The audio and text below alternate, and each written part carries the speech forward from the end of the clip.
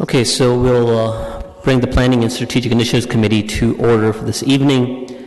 And before we begin, I'll just read out that this is a formal public meeting to consider applications under the Planning Act if a person or public body that would otherwise have an ability to appeal a decision of the City of Kitchener to the local planning appeal tribunal, but the person or public body does not make oral or written submission at the public meeting or make written submissions to the City of Kitchener before the bylaw is passed, the person or public body is not entitled to appeal the decision.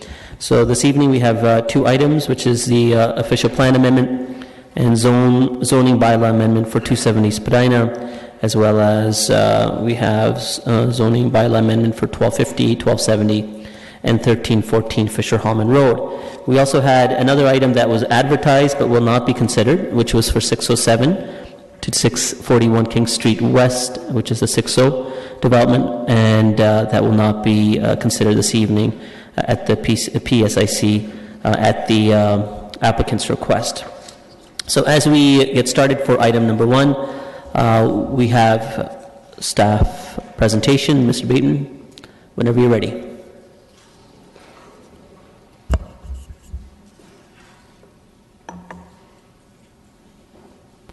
Good evening, Chair, members of PSI Committee, fellow staff, and residents of Kitchener. Thank you for coming tonight. And we are here to discuss, we're having a statutory public meeting for an official plan amendment and zoning bylaw amendment for a property located at 270 Spadina Road East.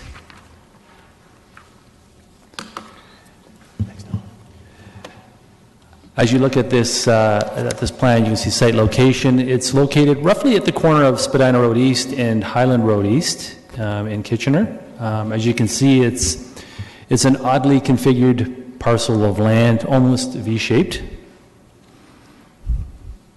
And it's about 0.6 hectares in size. This aerial view, I think, gives a little more of the surrounding land use. As you can see, there is an existing 6-story apartment building located on site, and it has an access onto Spadina Road. I'm not sure if you can see it there, and it leads to an underground parking garage. There's also a surface parking lot located off of West Lansdowne. It's a short, stubby street off of Wentworth Avenue. It's not named here. And the surrounding land use, as you can visualize, it is there's a park to the north. It's Highland Courts Park, and there's also the Kitchener Lawn Bowling Club. And to the east is primarily low-rise residential, single-attached homes. To the west and closer to or right at the corner of Highland Road and Spadina are commercial properties, and then on the south side of Spadina Road there's some 3 to 4 story walk-ups and some multiples. So the proposal. So the owner is proposing a 6-story addition containing 90 dwelling units for a total of 193 units. He will be expanding the underground parking garage to facilitate the extra parking and also be utilizing the surface parking lot for visitor parking. So in total, the site will contain 163 parking spaces, and 158 are proposed by law. And then, as I mentioned, the existing parking lot will be resurfaced and reconfigured to meet current standards. To implement this plan, and here's sort of a conceptual rendering. This is kind of showing you the view from the corner of Highland and Spadina. That's the addition that's being proposed. It's to tie into the existing building. So if you're looking at a top view of the plan, it's a sort of a V-shaped building. And to implement this plan, of course, it requires an official plan amendment and zone change. And from planning's perspective, we're satisfied with this proposal. It's been extensively reviewed.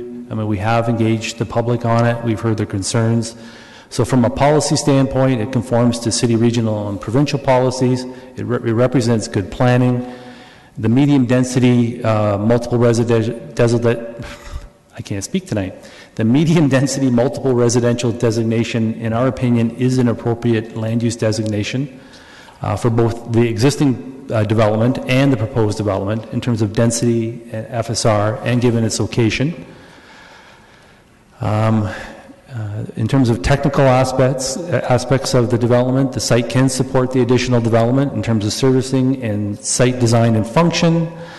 The development exceeds the minimum parking requirement, and as I've already mentioned, we've addressed most of the residents' concerns that were more associated with parking and potential spillover parking onto adjacent streets. That has been addressed, maybe too well, as you'll hear from a few residents tonight.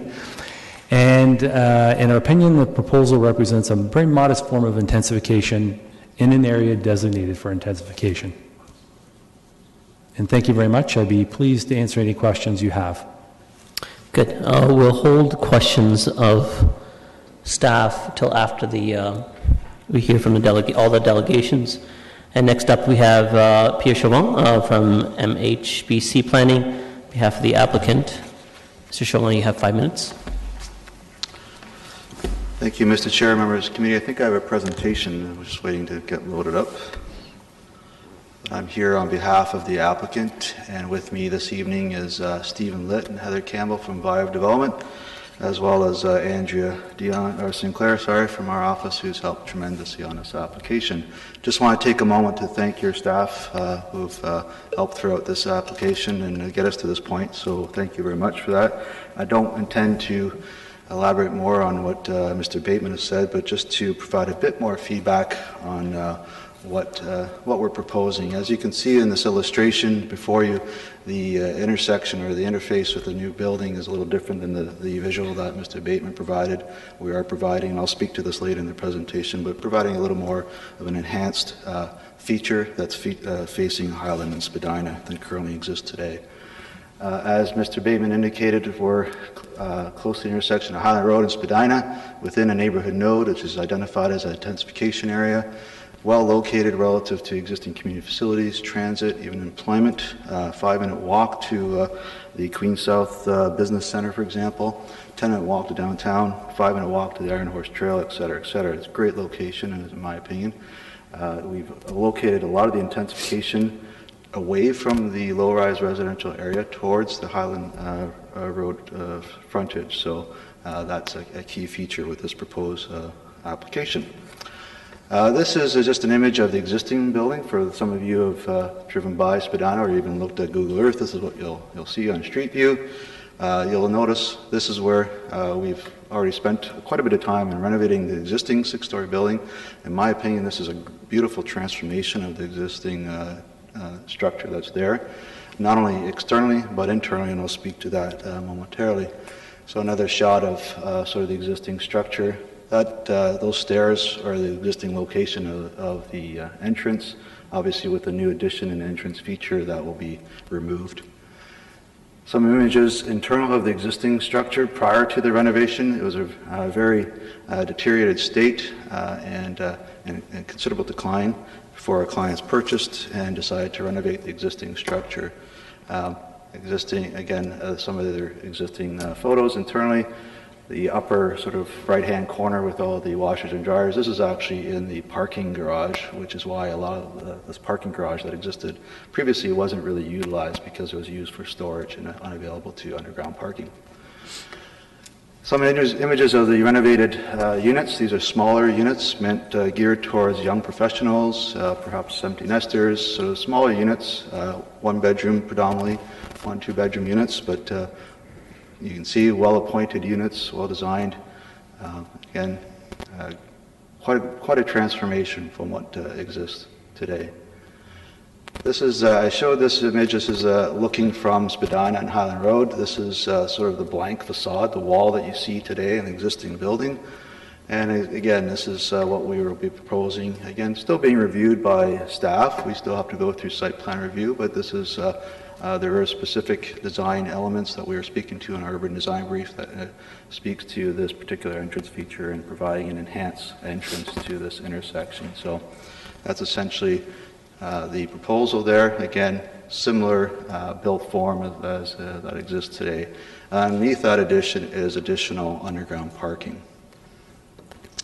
And just to summarize from where we were versus where we're at today, as Mr. Brian Bateman alluded to, we've made some changes as a result of the neighborhood meeting. Notably, we've reduced the number of units slightly by 6 units, so there's only, as opposed to 96 new units, there's only 90 new units. And we've reduced, as a result, the floor space ratio from 2.33 to 2, which is consistent with the medium density designation, and increased the number of parking, which allows us to actually comply with the zoning provisions. We've always been asking for a 10% reduction in the visitor parking. That is still there, and that's still part of the proposal. This is consistent with the new proposed regulations in your Crosby bylaw, so we feel that this is appropriate. So just in closing, we think this proposed development will contribute to their overall mix in density and housing stock in this area.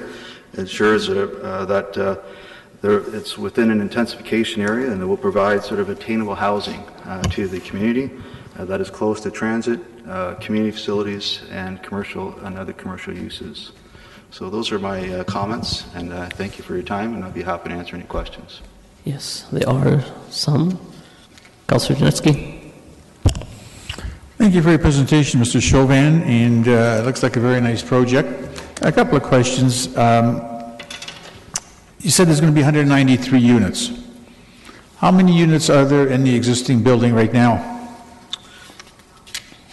There's 103 units right now and 90 proposed. So it's 103 units right now. That's as a result of the renovation. Before the renovation started, how many units were there in the original building? Oh, that's a good question. I have to turn to my client here. 57 units. Okay, that's true. And so basically, as a result of the renovations, some of them were 2 3-bedroom units, I understand, and they have now been redesigned and made into 1-bedrooms and more 2-bedrooms, whatever the combinations are.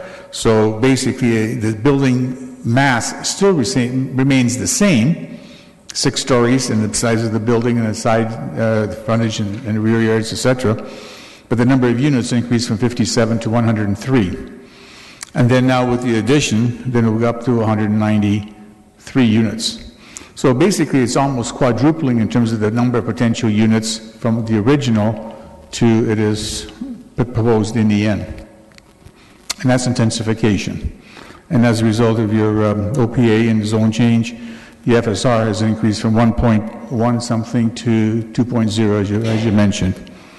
Okay, and the number of parking spaces that you also alluded has also slightly increased. They're all going to be underground with some surface parking only for visitors. Help me out on that one. Through you, Mr. Chair, if I can just back up a bit here. So if you look to, I guess, the V portion closer to Wentworth Avenue, there is actually surface parking there. Sorry, closer to where? A little louder? Wentworth Avenue, the low-rise residential units that back onto the apartment. Yeah.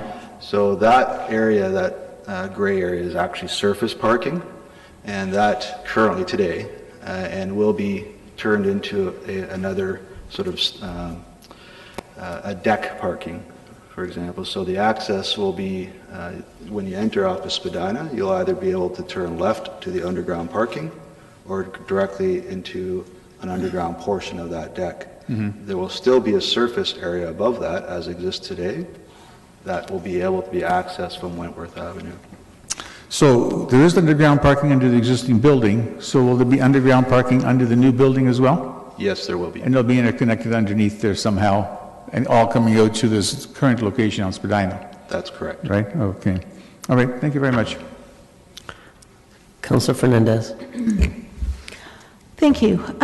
So I drove past this property today, and I actually thought that you were going to be encompassing the corner, which is a former gas station.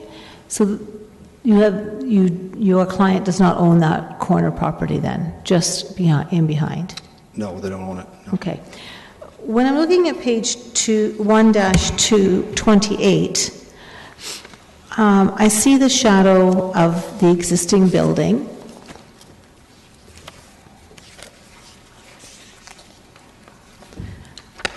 And if I sort of sketch in the buildings of the new ones as I see them here, that park stands to be in quite a bit of shade during some part of the day. Has there been a shadow study done on this yet? Through you, Mr. Chair, yes, there has been, and I'm trying to, this should be part of your package, and I'm trying to find it here. It's, 1-45.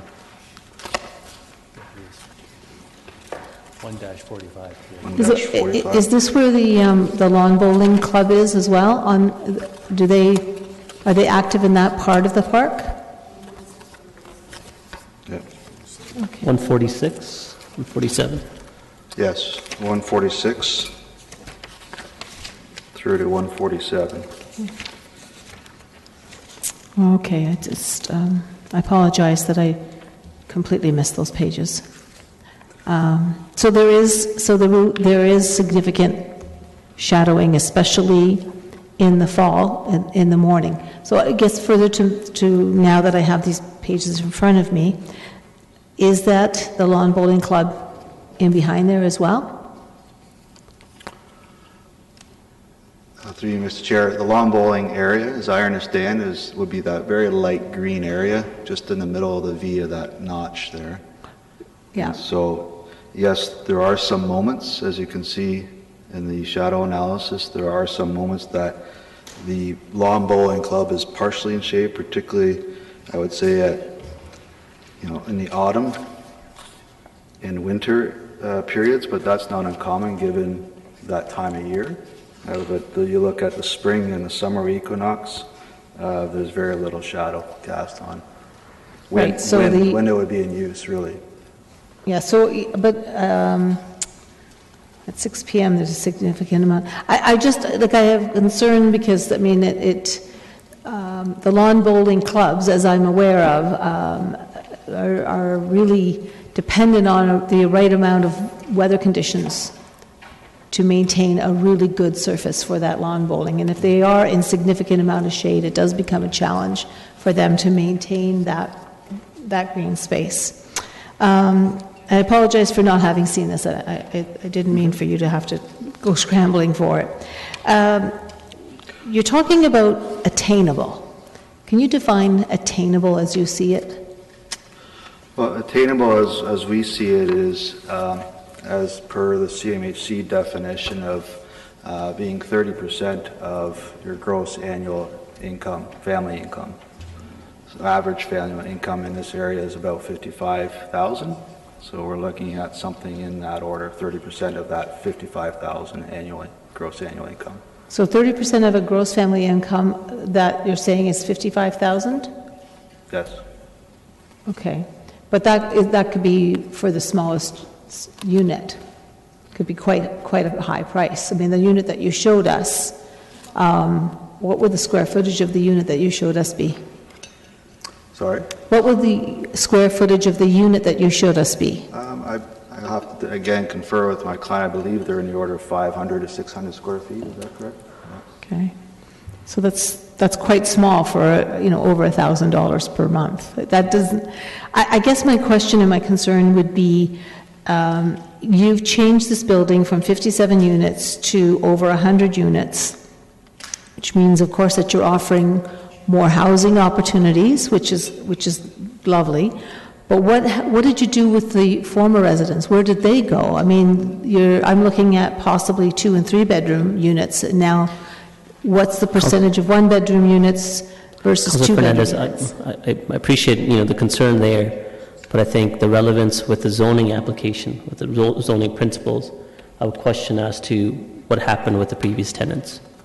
Well, so I appreciate you were going lining with affordable housing or attainable housing, and I think that's appropriate.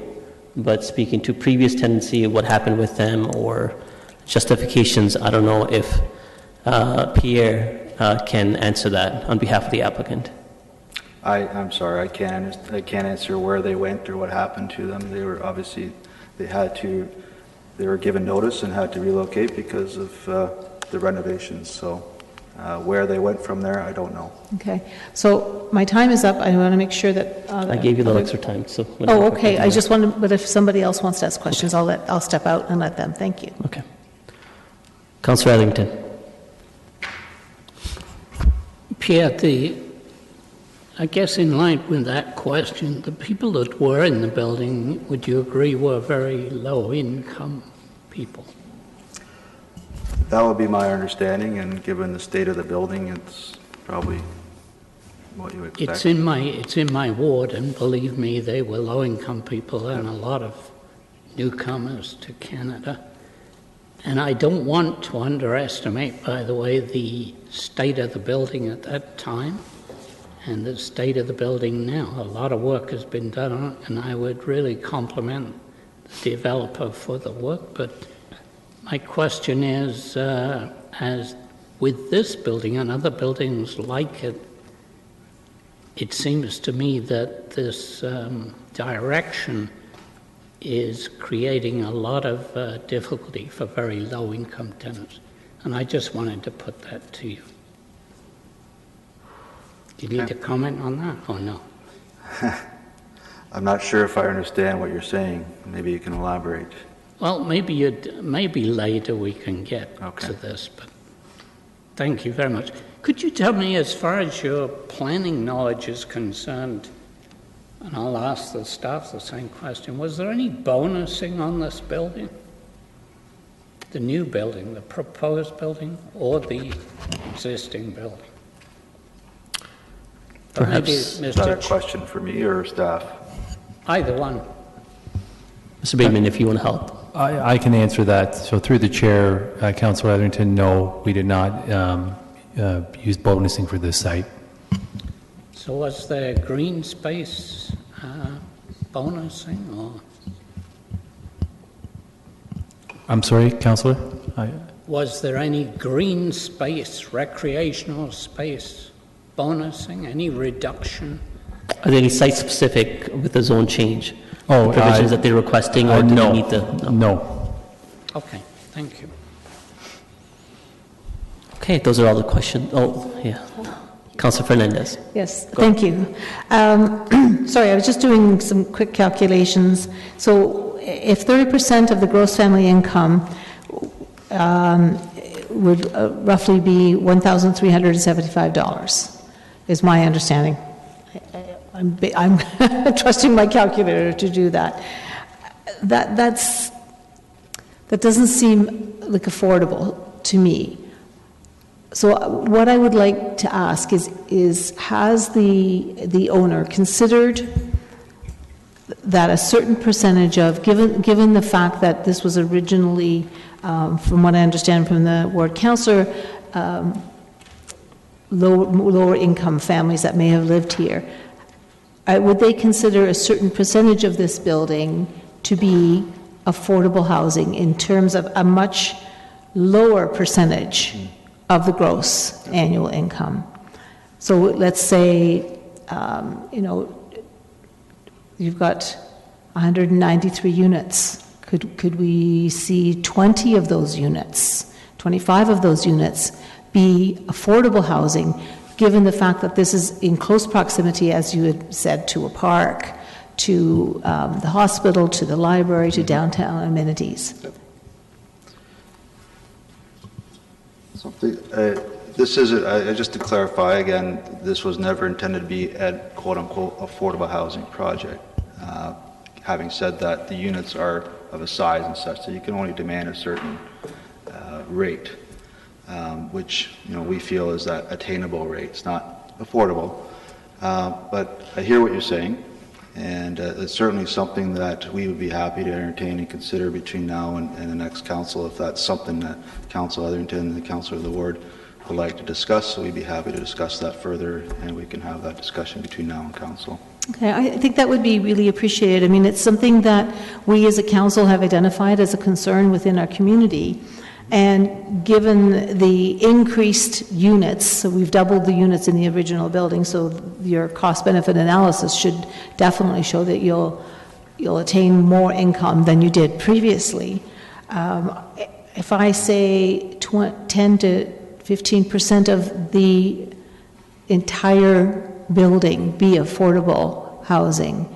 How does that seem attainable? Or, I mean, I'll put it out to council to see if they can support that, which would be roughly 19 units, maybe Councilor 22. Fernandez, are you planning on perhaps considering making an amendment to the Yes, I current think motion, that- or do you want to take up the offer of the applicant before the next, before it's ratified in council, to meet with the developer and seeing exactly what you have in mind to come to a certain number? No, as I opposed to think negotiating that no, now? I think I'd like to put that forward here at committee. Okay, I'll allow you to ask the question of the Okay, representative. so that would be my amendment to the present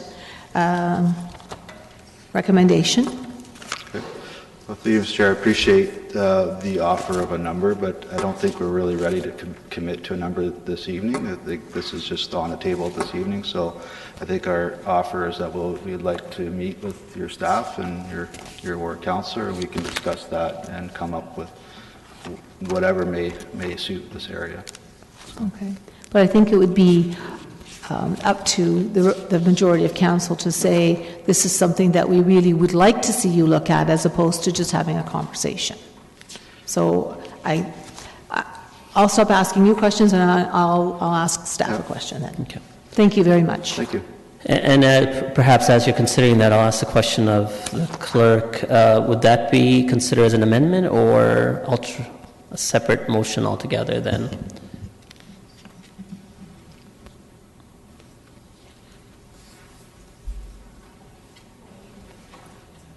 As an amendment? Okay.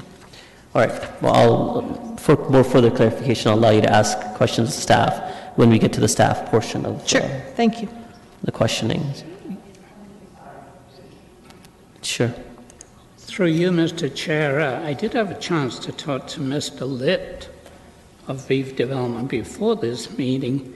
He too is willing to meet with myself, Councillor Marsh, the Mayor, or anyone interested in that meeting between now and the council meeting to at least consider a few or a portion of affordable housing units. I wouldn't get into the number at the moment, but I'm really glad to see that that would happen, and he's willing to do that. Now, I don't know whether that needs to be part of the approval tonight, but he is on record as saying he'd like to meet, or he has no objections to meeting.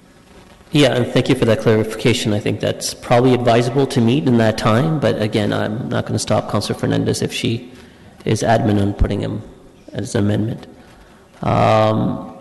Okay, that's all the questions, Pierre. Thank you. Thank you. Next up, we have Beatrix Pomper.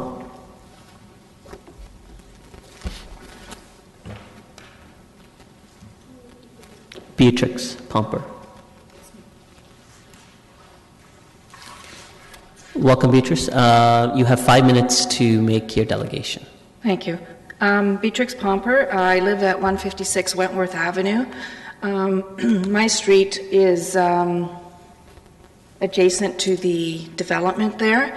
My concern is more with parking, and we, as residents of the area, did come to a meeting that was arranged prior for a public information session, and we relayed our concerns about parking with additional residents and so forth. And since then, we have received a couple of letters from the City of Kitchener, and there's a bit confusion there. Our most recent one it was dated August 13th of this year, and it says, regarding the on-street parking issue, transportation planning staff has expanded no parking to now include both sides of Wentworth. And this is in addition to the no parking allowed anytime on both sides of Lansdowne Avenue East, on the east side of Lansdowne Boulevard, and on the north side of Russell Street.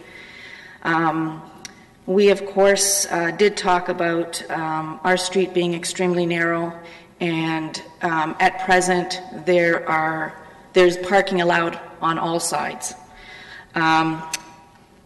The problem with this, or our concern with this, is that in February of this year, a letter dated from Infrastructure Services Department addressing the issues we had brought forward, they're notifying residents of a proposal to prohibit on-street parking along the entire south, the odd-numbered side of Wentworth Avenue from Spadina Road east to the west limit of Wentworth Avenue. It's a dead-end street.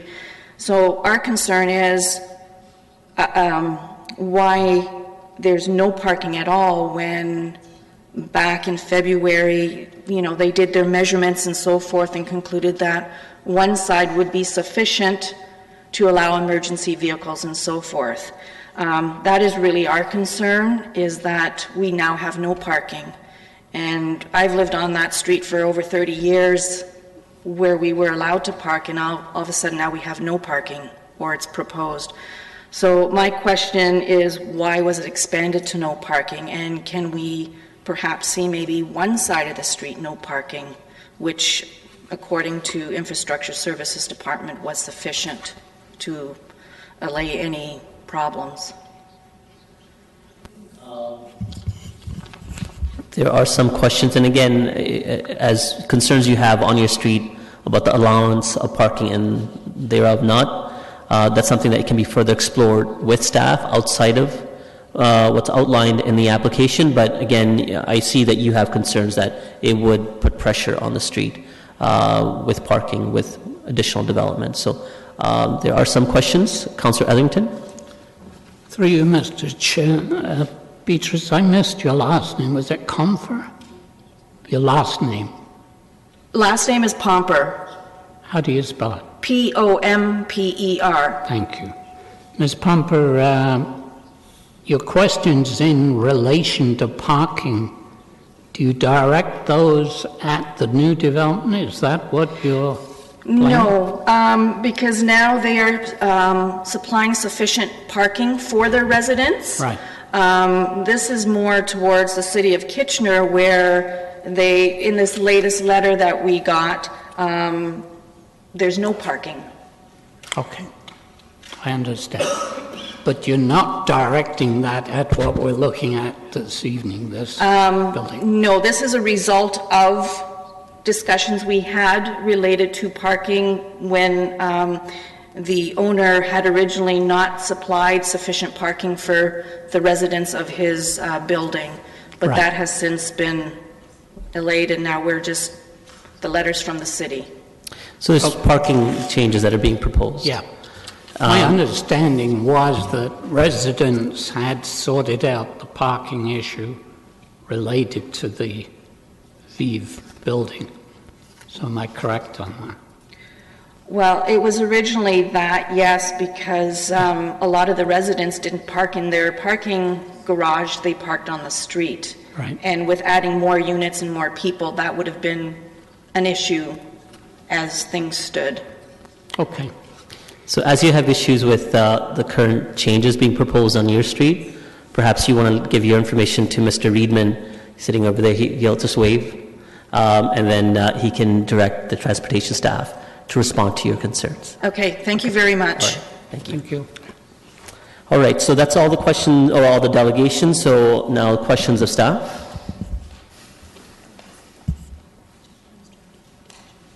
Sorry?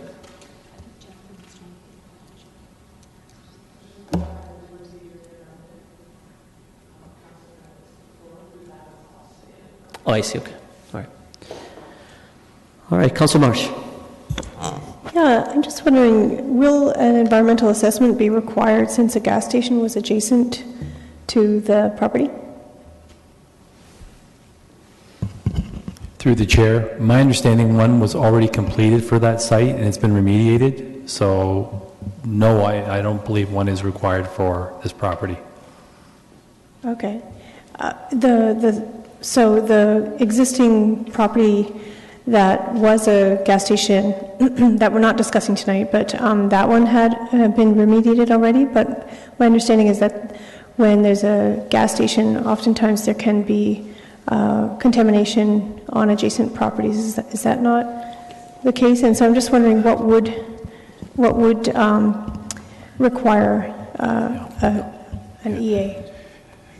Sorry, through the chair, the region is responsible for that, and so in their correspondence to us regarding this application, that was not mentioned, so that wouldn't be an issue then. Okay, and then further to Councillor Fernandez's questions and Councillor Etherington's comments, I'm just wondering if throughout your discussions with the applicant, did you discuss the opportunity for utilizing our bonusing schedule that we are proposing to increase the number of or the amount of FSR in exchange for more affordable housing units? Through the chair, no, we didn't, Councillor Marsh, and I think there's a couple of reasons for that, and I think it's a good thing. I'll say that. So, but from an implementation point of view, number one, the medium density multiple designation under the Mill Street Cortland secondary plan, there isn't really a bonusing provision within that to allow that to happen, and bonusing really only applies to either the UGC or within transit station areas. I'm not sure if this would fall under that category. But certainly if there is a mechanism that we can do it, and if council wishes us to explore that further, we could certainly do so and report back. I think the challenge just may be whether we can do it and how we implement it under this circumstance. Okay, thank you. Thank you. Councillor Etherington. Similar question, Mr. Bateman. A very similar question. I just wonder why you wouldn't automatically include a few units of affordable housing in a building that has a history of affordable housing. And granted, I've already outlined the disgusting state of that building for decades. But why, it confuses me on why this building would not be considered for a few units of affordable housing. You're saying that we don't have the capacity to do that in this zoning? In which case, makes me wonder how the building would have been in the state it was in this kind of zoning. Why was it not included in your discussions? Through the chair, I think simply for the reasons that I have just expressed, it's whether or not we can ask for it under this particular circumstance. And as I mentioned, I can report back and to confirm that, but I believe this just wouldn't qualify for that under what we could ask for through a land use permission. So usually bonusing is the way we could potentially achieve that. And I don't think that's achievable here, but I will look into it and can confirm that for you. Thank you very much. There seems to be a division between priorities of this council on affordable housing and what I'm told by planning. There's quite a large gap there, and I don't understand it. Well, I'll take that comment. Councillor Janetsky.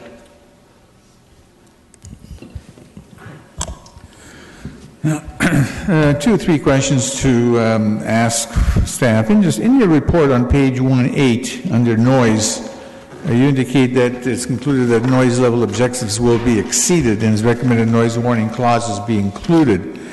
I'm just trying to understand noise from where? Mr. Bateman. Through the chair, from Highland Road. Sorry? From Highland Road, Councillor. From the main road? Yeah, from Highland Road. I mean, it's there right now, and so basically it's concluded that that's sufficient enough to have the noise warning clauses. Okay. I'm not objecting to it. I was just wondering what your rationale was for it. The site is increasing in units from 57, which was original, to 193, which is roughly about 3.5 times increase.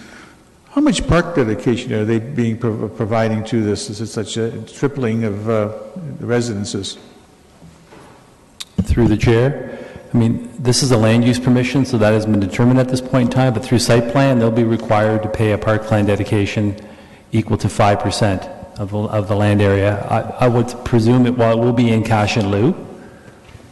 Okay, so it'll be done at site plan stage? That's okay. correct.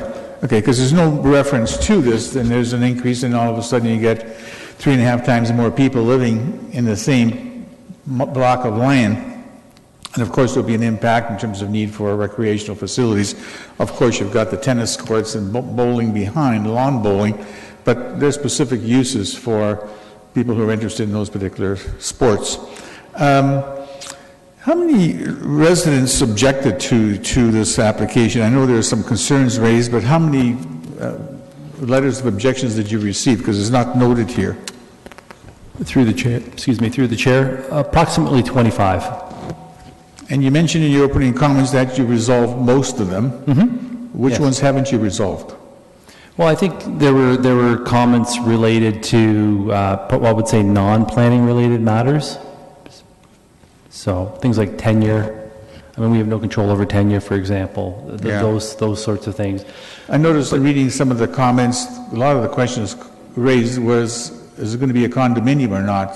Do you have any idea what the status is right now? Through the chair, I think that really would be a question for The applicant. the planning consultant and the owner. For the applicant? Yes. Yeah, sorry. and I understand that, but I just didn't know whether maybe you've already had some discussions and had an application filed or not, so, No, they haven't. okay. I got no further questions. Thank you. Thank you. Councillor Davey. Thank you. I just had a question about attainable housing. It's a relatively new term to me. I don't think we've had it often. Is that a formally recognized level by the city, attainable housing? Through the chair, no. Okay. It's not. So there was reference to it. So there's no means then by which we can hold the developer to account for X number of units of attainable housing then? And I should also ask at the same time, was there a percentage or anything like that given in terms of the units being affordable? Is it the whole building? Is it a portion of the building? Do we know? I know that was probably a question. Through the chair, no, I don't, Councillor, sorry. Okay. So I guess just my lead-in question then, there's obviously an economic element for the developer in this situation. If they're already including attainable housing, and we were to add affordable housing, which would make it less, obviously their profit margin would be less. Well, I guess if there's no commitment to attainable, it doesn't matter. But obviously I was thinking that then there'd be a portion of the housing that would no longer be attainable in order for them to make that model meet. But if there's nothing holding us to them anyway, it's just a verbal commitment then? Attainable housing is verbal that they may or may not hold up to? So through the chair, I think that's something that I have to explore further, but based on what you're saying to me, that I would say yes, that potentially. Okay. I just wanted to clarify because I don't think Yeah, we've really it dealt would with be. it. If we have no mechanism really to ask for it, but he was willing, the owner was willing to do that, it would be a verbal agreement. We would have to sort out if we could even achieve that, how we would do that. Okay, so So I'm not going to make the amendment, but for the Councillor Fernandez, if you are, I guess I would be looking also to see that. I guess that should be part of the conversation as well. Attainable housing, affordable housing, and then I guess whatever their market will bear type should be included for the developer's model. And I think it comes up to this council as well to say where do we want to see that line between attainable, affordable, attainable, and I guess profitable, we'll call it. Is that it? You done? Councillor Marsh? Yeah, just further to the attainable housing concept, I mean, my understanding is that the average market rent in our region is $970 for one bedroom. It's approximately that, and if the attainable housing that the proponent is bringing in is $1,375 per one bedroom, then that's over $400 more per month. I don't understand. I think we don't have a definition of attainable, and even I don't even know how we can consider that as attainable when it's $400 a month more than market average. So I don't think that we should be asking for anybody to to promise that they're going to deliver on attainable housing until we have actually a definition of what that even means. Agree. Okay. And that's all the questions of staff. Councillor Fernandez, are you still preparing to bring a motion forward? Yes, I am. So actually, you know what? Before you do, I think I have to move the main motion before amendment, or I'll move it. Can I move it? All right. Moved by Councillor Fernandez, and an amendment by you as well. And I was just going to say, I don't think that's I don't think appropriate. No, somebody else should move it. Moved by Councillor Davey, and go ahead. Okay. So I've written out, I think it's really just almost a one-liner. And the reason I chose 10% is because I've learned over the last year or so that there are countries, the Netherlands specifically, that are using it doesn't add up, because I was going to say 20-20-40, which only is 80%, but something to that degree.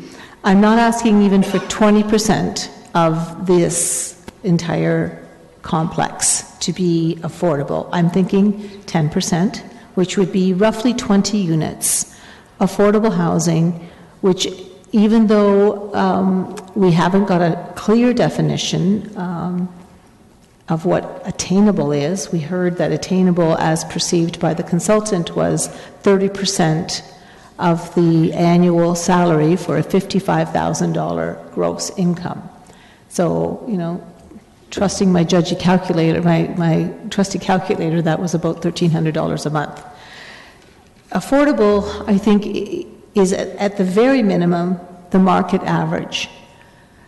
When I looked at the public comments on page 165, and I noticed that it talked about that the original building had large 3-bedroom units, and the redevelopment has resulted in bachelor units, 1-bedroom units, and 1-bedroom plus den units. So you've gone from 57 3-bedroom units to a significant increase in density, which is great, because that means we're offering more housing for more people. The problem I see here is that you've eliminated the ability for families, or even starting families, to find housing in this building. If we have some affordable units in there, at least we can see some families who may be starting to start a family, to be able to house, to start off in your building with an affordable rent. So this is my amendment, and I hope to see some support around council chambers for this. Okay. So I'll take that as your comment for your amendment. Yes. And Councillor Gallagher-Seelock. Yes, thank you, Chair Singh. I have concerns about the amendment, just the timing of it. I think that there is a conversation that's going to happen regardless of whether or not we approve this, and I think it would be better for us to hold off on this and putting this in place until that conversation happens. I'm not saying you're going to get more than 10%, but we might be able to get 5 or 10 units, whereas giving a total blanket, I don't think we might not get any. And so I think the conversation needs to happen first, so I would actually recommend that we defer the amendment until the council meeting. I'm not saying that I disagree with where it's going, I just don't think it's the time to stamp that in place until the discussion can be had between the ward councillors, the applicants, and whoever else wants to be a part of that. So I will not support the amendment at this time. And I think that we have to remember what our jurisdiction is when we're dealing with zoning bylaws and zoning official plan amendments, and that we have a staff report here that's gone through all of the regulations, and they're supporting the zone change. And so I think we just have to keep some of that in mind, whereas we try to get in and maneuver. I'm not saying with regards to affordable housing, but the attainable housing, I'm not sure we can dictate what type of housing goes on all properties. Thank you. I had someone that ringed in as it shows empty. Is that you, Mayor Ivanovic? Or? Yeah, so that's probably what it is. Oh, you pressed it. Okay, all right. Okay. Have you keyed in? Okay, so yours shows empty as well. Okay. It actually it shows up as Mayor Barry Ivanovic for the speaker, so yeah. Okay, anyways, we know what the roles are, so when it comes to your empty, I'll bring you in. Councillor for Etherington. Yeah, through you, Mr. Chair, just a couple of general comments.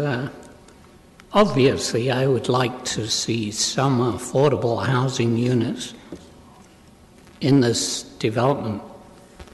And that's why I talked to Mr. Litt, and I'm hopeful that something can be worked out.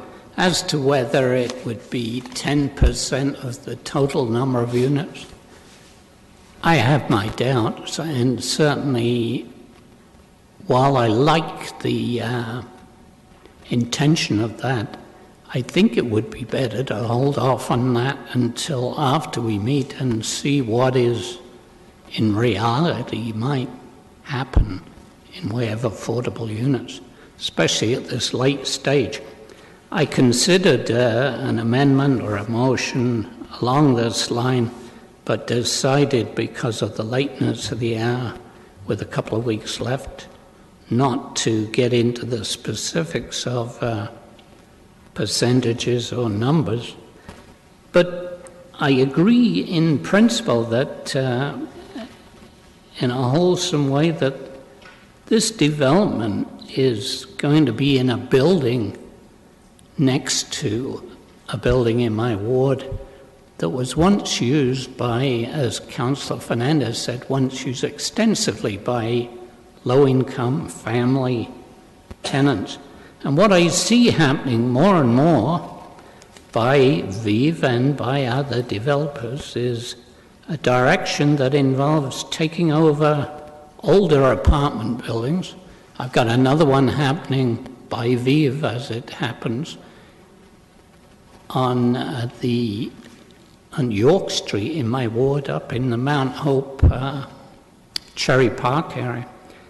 Same thing probably, where the developer buys the building, asks the tenants to leave, renovates the building, and then charges higher rents for much improved apartments.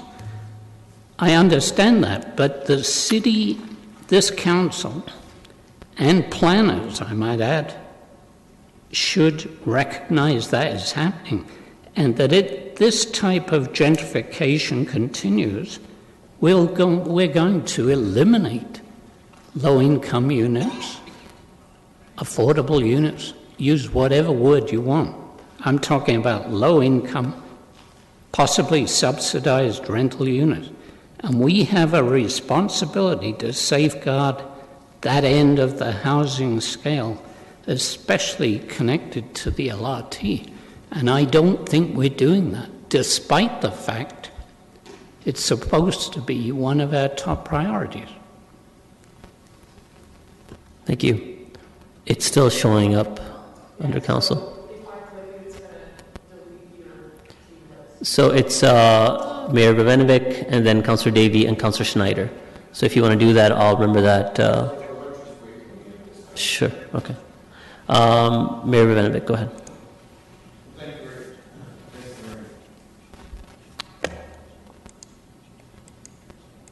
I don't know why it's not allowing.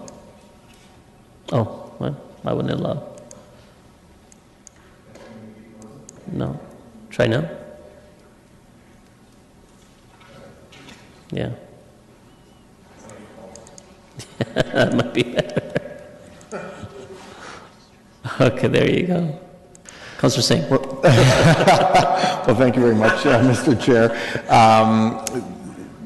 I think, we're in the midst of an interesting discussion on this issue, because it is one that is is certainly being talked about more and more, not only around this horseshoe, but around the community as well, in terms of how we should, be tackling the issue of affordability and housing.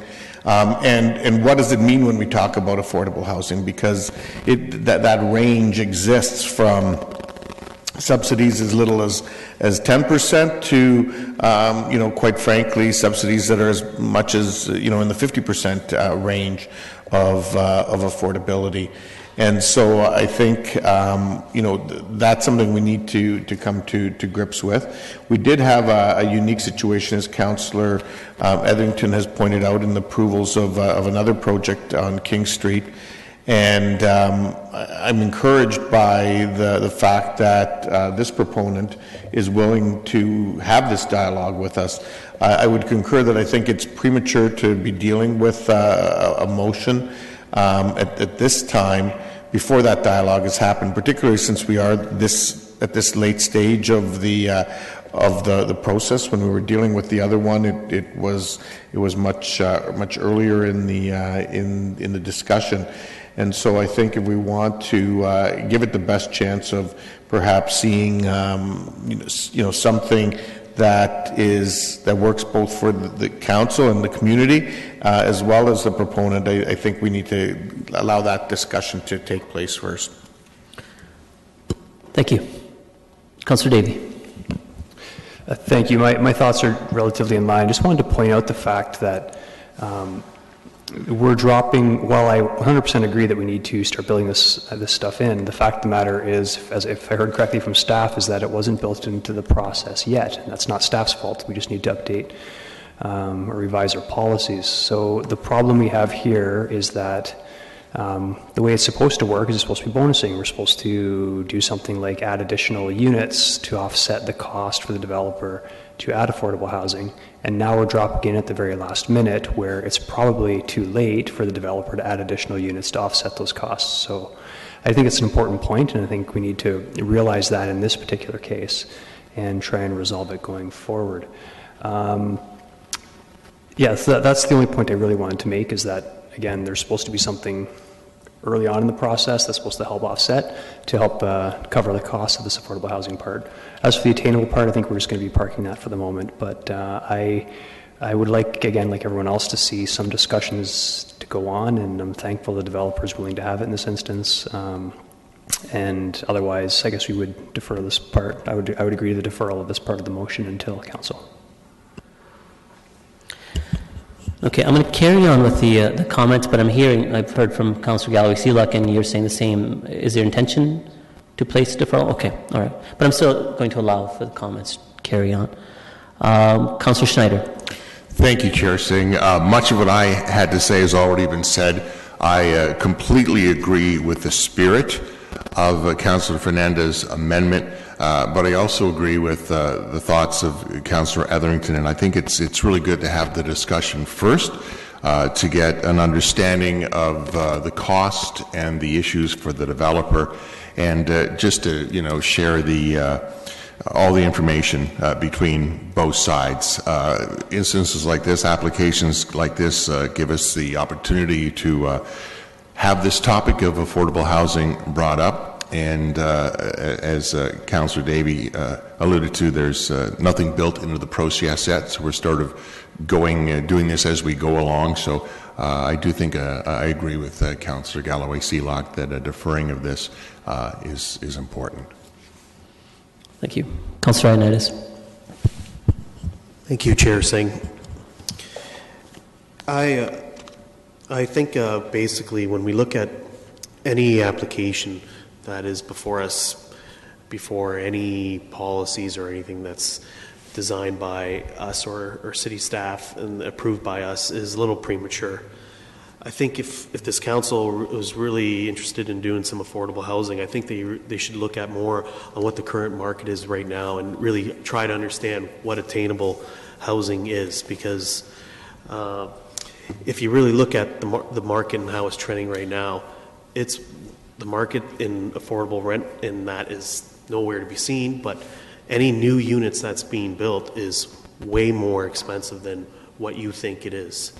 And when we have a group here that is looking at building at least attainable, he doesn't have to build it attainable if he doesn't want to. There's no legislation for him to do it. He can do whatever he wants. And I think if they're looking at a market that's attainable, I think that's better than most. Not to say that we should be ignoring affordable housing, but I think, again, as we've heard, I think it's rather premature for us to arbitrarily put some number on this development without even actually understanding what the facts are and what the markets are. I think we need to do our own research first before we can start putting any numbers to anything. And I won't support the deferral. I won't support the amendment. I'll support the original motion. Thank you, Councilor Hernandez. So the application we have before us that's supported by staff is supported on the basis of the planning principles outlined. It's not on the terminology that the applicant may have used of attainable housing, as well as that sounds, but that's not the basis of the application before us. What I see as the amendment, and I appreciate and respect the spirit that Councillor Fernandez is coming from, and the need for more both attainable and affordable housing units in our core. This council, through the business plan process, went through and prioritized that is an essential discussion as part of this council that needs to be had. And we went through an exercise of actually outlining some sort of process that the development community understands if they put forward a proposal that could have affordable housing, that there would be some incentives through permits or fees. I can't recall the full gist of what was proposed or this council had supported. This is going back, I think, a year or so. But what we're doing right now is pretty much passing or trying to approve policy on the fly. The proper way forward is to bring the development community into the fold, have conversation with the wider community of outlining what is affordable housing, and whenever a development proposal comes forward, what percentage should be adequately asked of, so that staff already make that request when an application comes forward. And someone had asked staff why they didn't do it, because there's no policy requiring them to do it. And that's something as an exercise that perhaps we need to look at. In the past, the comments that some of us around this table have made and process have encouraged is of a more of a carrot approach. Incentivize the developer to build into their business case of bringing forward affordable housing units amongst their fold, and with, of course, incentivization through bonusing. There is no incentive here offered. It's all essentially we're demanding a certain percentage of units to be affordable without really placing a rationale or having that more holistic conversation with the developer of seeing what does that impact mean to them. The developer has already outlined their interest in meeting with the ward councillor and others that may be interested in having that conversation and figuring out what that right mix may be. It could be 10%, it might be 20%. Perhaps they want to utilize some of the incentives that we have passed in the past that they could take advantage of. But that's a conversation that needs to be had.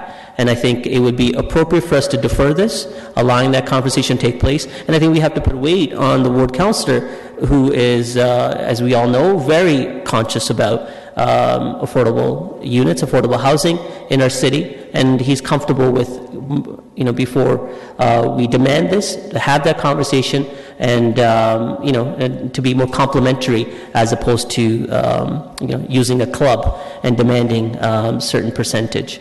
So I would not support the deferral. I do hope the developer is true to their word that they will meet with the ward councillor and others to figure out what that right percentage will be, and I'm sure the right mix will come that will be supportive of that neighborhood and require the requirement of the overall community. So I will not be supporting the deferral, but I will support the application as outlined in the report. So with that, I will take a vote. Actually, you know what? We'll vote on the deferral, which is from Councillor Galloway Seelock. This is deferral of the amendment to council meeting, the upcoming council meeting. Just for the amendment. That's correct, yes. Recorded vote on all of these, please. Recorded vote for the amendment and the application. Yeah. So I'm not supporting the deferral. Yeah, I'm supporting the deferral, and I'm supporting the afterwards, the application. Yeah, we'll do it this way. Okay. So this is for the deferral?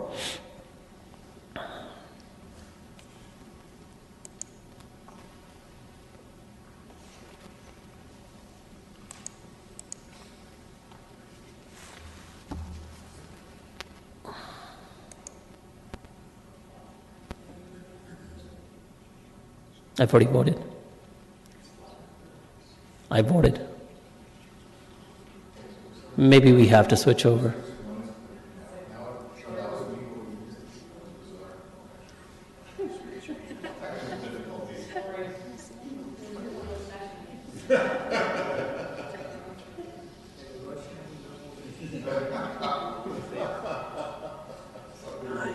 We can just stand up to show it as a recorded vote. So all those in favor? Opposed? And the deferral carries. And we have it on screen as well. So on to the original motion as moved by Councillor Davey. All those in favor? Oh, it's a recorded vote, yeah. If it works. This is for the main motion. This is for the main motion. That's a staff recommendation and the report.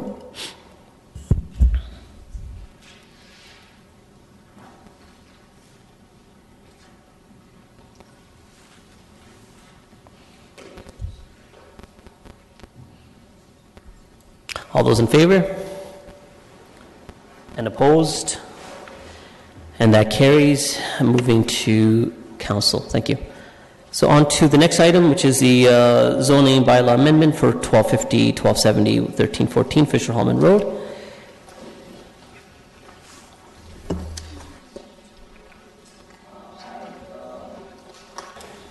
Yeah. Are you switching over?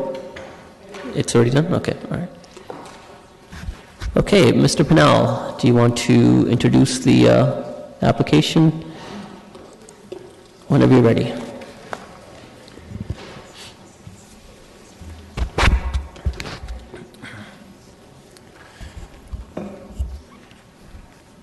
Through you, Mr. Chair.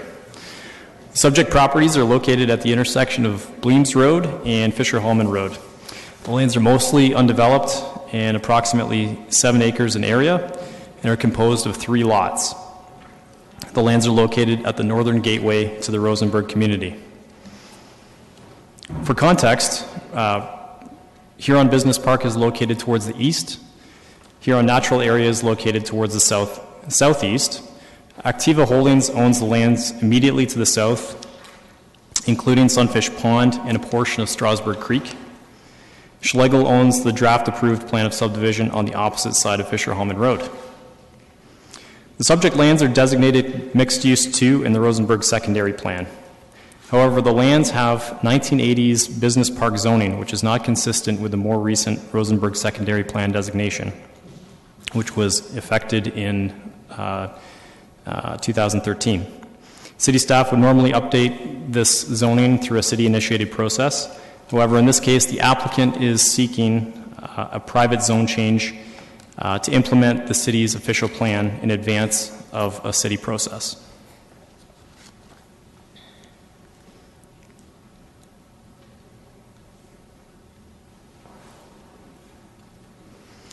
The purpose of the zoning bylaw amendment is to facilitate future development of the lands in accordance with the master plan and urban design report that's attached as Appendix 3 to my report. Future development would be reviewed and approved through multiple site plan processes to build out the lands in 3 phases. Phase 1 is shown in the center of the site. These are the blue buildings. There are 4 of them. This phase includes the development of approximately 80,000 square feet of commercial floor area, including a 36,000 square foot food store with attached retail units, and 3 standalone buildings with multiple tenants in each. A site plan application has already been submitted for this phase and is conditional upon this particular zoning bylaw amendment application. Phase 2 is located at the south end of the site. These are the 3 rectangles shown in red on the screen. This phase includes the development of 3 10 to 12-story apartment buildings comprising approximately 418 total residential units with underground and structured parking. And finally, phase 3, which is located at the north end of the site. This is the L-shaped building in red. This phase includes development of a 6 to 10-story mixed-use building that will be oriented to both Fisher-Hallman and Bleems Road. I've got some renderings to show you today. These have been provided to us by the developer. This perspective rendering on the screen shows how the site might be developed under the requested zoning. The foreground shows a 6-story mixed-use building at the corner of Fisher-Hallman and Bleems. There's also a roundabout that's pictured directly in front of that building that the region is proposing to construct in the near future. And in the background, you can see 3 residential apartment towers. Got a second one to show you. This rendering shows a proposed food store in the background at the rear of the site. In the foreground, the perspective shows a portion of a future apartment building on the right side and a commercial building with a 1 to 2-story form on the left.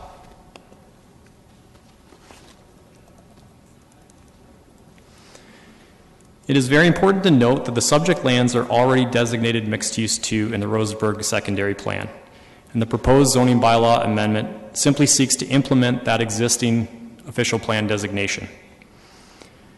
The requested zoning bylaw amendment would facilitate a balanced mix of commercial and residential uses, including a food store. It would protect natural heritage features to the south. It would ensure high-quality design facing Fisher-Hallman Road particularly and throughout the site. It will ensure that the site achieves a minimum floor space ratio of 1 after full build-out of the site, which is considered a substantial massing for a site of this size particularly in a greenfield area. It will provide the ability for the development to be phased. It will facilitate pedestrian and transit-oriented development. It will also provide expanded home business regulations for the apartment tenants. In addition to the main part of the zone change, there are 2 holding provisions being applied. Firstly, for noise, to prevent residential and sensitive land uses from being built out until detailed noise studies have been completed. And secondly, there's another holding provision to prohibit development until such time as a legal outlet is obtained to the nearby Strasburg Creek.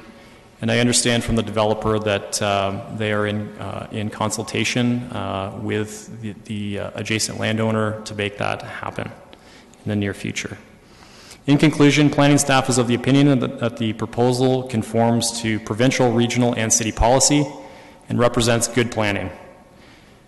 Accordingly, planning staff recommends that the zoning bylaw amendment be approved and that the master plan and urban design report that's included with the report be endorsed and provide the basis for future site development. I'm available for questions if you have any. Thank you very much. Thank you, Andrew. So we will move on to the delegations. Matt Campbell.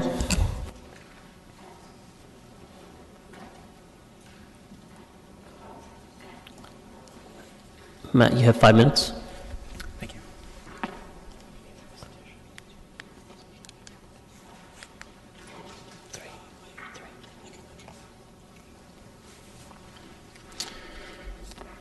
Good evening, members of the committee. My name is Matt Campbell. I'm here from Zelenka Priamo Limited on behalf of the applicant, WHAM Fisher-Hallman GP, otherwise known as One Properties. I'd like to thank staff, first and foremost, for working with us on this application for over 2 years. It's been quite a bit of back and forth, and we're satisfied that the site plan that we have before you tonight and the zoning provisions will make for an excellent development going forward that comply with the policies of the Rosenberg Secondary Plan. The presentation done by Mr. Pinnell outlined many of the features on the site, so I'll try and skim over that as much as possible. Mr. Pinnell noted that we are in the mixed-use 2 designation, which speaks to providing quite a significant amount of massing in an otherwise in a greenfield area, and that's what we can. That's what we're going to provide on the site. These are the renderings that Mr. Pinnell already showed. Of note, right at the southeast corner of the intersection is the proposed 6 to 10 story mixed-use building. We're very excited about this building and the zoning that would require it, in that it's going to be a landmark building for this location. It would be comprised of commercial, retail, service, restaurant uses on the ground floor, with the option for residential or office units above. Moving south towards the site, we have the 1 and 2 story massing for the commercial buildings that are located approximately 3 meters back from the Fisher-Hallman road frontage. The Rosenberg Secondary Plan speaks to locating buildings close to the street and providing access to those units from the street, and that's exactly what we're proposing in this instance.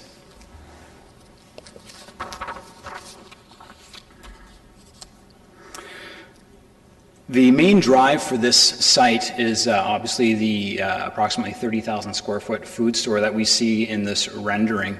That is really driving the remainder of the development here. As Mr. Pinnell noted, that is going to be coming forward in phase 1. We've already submitted the site plan approval application for that, and we're working with staff on that approval. The other 2 phases, the high-rise residential component to the south and the mixed-use building to the north, will be brought forward as separate phases. One thing to note on this site is that the parking for both the mixed-use building at the north and the residential building on the south is completely underground, leaving convenient surface parking for the other commercial uses.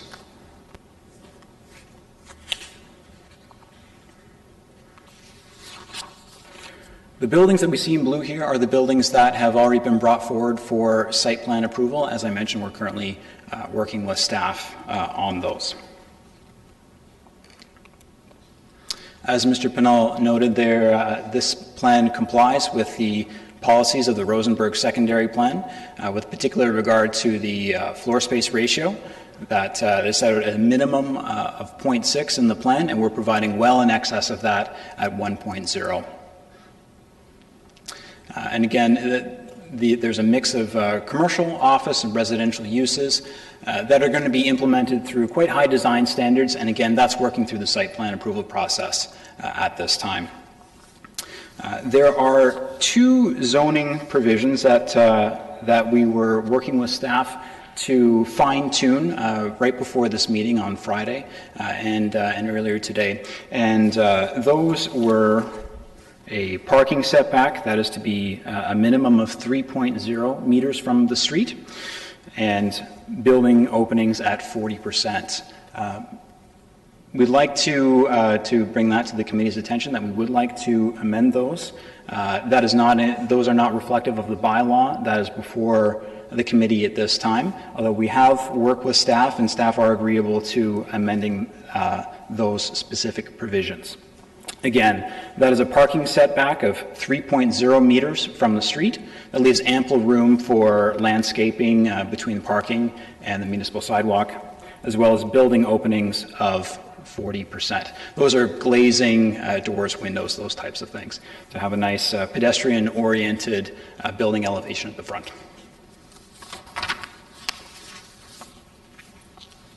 We are available for any questions that the committee may have, and I would like to also be able to respond to any other delegations that express any concerns with the proposed development and the zoning at tonight's meeting. Thank you very much. Thank you, Matt. Next is Jeffrey Marshall.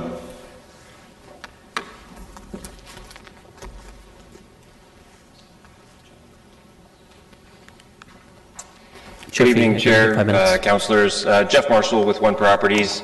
Quite honestly, Andrew and Matt did a good job summarizing the project. It has been a good, hard 2 long years, but we're finally here and we're very happy about it. We're looking forward to beginning this development. So I'm honestly here if you have any further questions. Our residential partner to the south, the Northview Apartment REIT, is very excited about this project as well and this location. They're really anxious to get going and would love to be starting in the spring.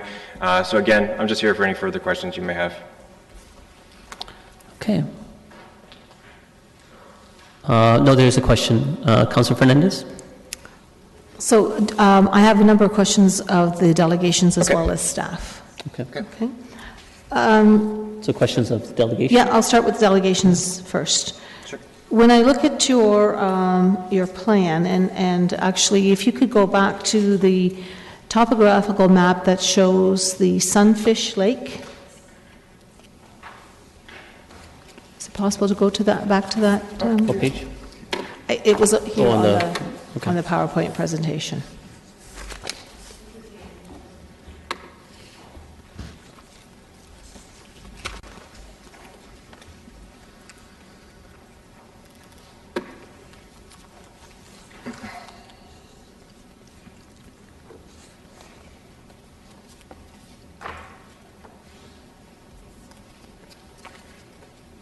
Keep going, sorry. Right there. No, one more. There was one that showed the actual lake and the natural area. That's, yeah, tier. Okay. I thought there was one that was all in green and not black and white. Okay. So when I'm looking at this picture, gentlemen, I would like to have an understanding. You've got 3 apartment buildings, 10 to 12 stories. Is that correct? Yes, that's correct. On the south of this.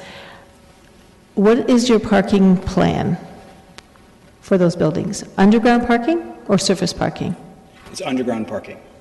So you're in very close proximity to Strasburg Creek, which is fed through underground springs, and the water table is quite high there. How are you planning on, do you have a plan for mitigation? Yeah, no, I can tell you, we've done detailed hydrogeological studies on this area. The plan is to actually only do 1 layer of underground as well as an above-grade parking structure to accommodate all the parking needs. So it's actually due to the existing grades out there in our grading plan, we're not going to be impacting any of the groundwater or any of the water there. Okay, so will you have, I mean, I have very serious concerns about the impervious cover of this entire site, because you're going to need an awful lot of salt to keep that parking, that huge expanse of parking lot clear of ice and snow. So what kind of salt management plan have you thought about? Because any runoff that is going to be coming from this site is going to affect the Strasburg Creek, it's going to affect the Sunfish Pond, and probably some of the natural area that's adjacent to those. I can tell you that was a concern raised by the region as well throughout this process, and we did a detailed chloride impact assessment as well as a salt management plan as well that's been submitted for the region for the review and approval. That's been as part of the zone change process. Have they reviewed that plan Correct, already? Yes. Okay. I also have some concerns around the, sorry, just going through my questions here to make sure I don't miss them. Your setbacks from this area with the apartments. What kind of protection measures and mitigation measures are you going to be putting in place to protect once you start digging and getting into the ground with silt, sediment, anything that could run off into this ecologically sensitive area? So moving forward with any finalized site plans, erosion and settlement control measures will be in place to the satisfaction of the city. We've gone through extensive consultation with with the environmental department at the city to determine what setback is appropriate to the environmental features, including looking at any species that are in the area. Specifically, the Rosenberg secondary plan speaks to blanding turtles, which we've done quite a bit of analysis on.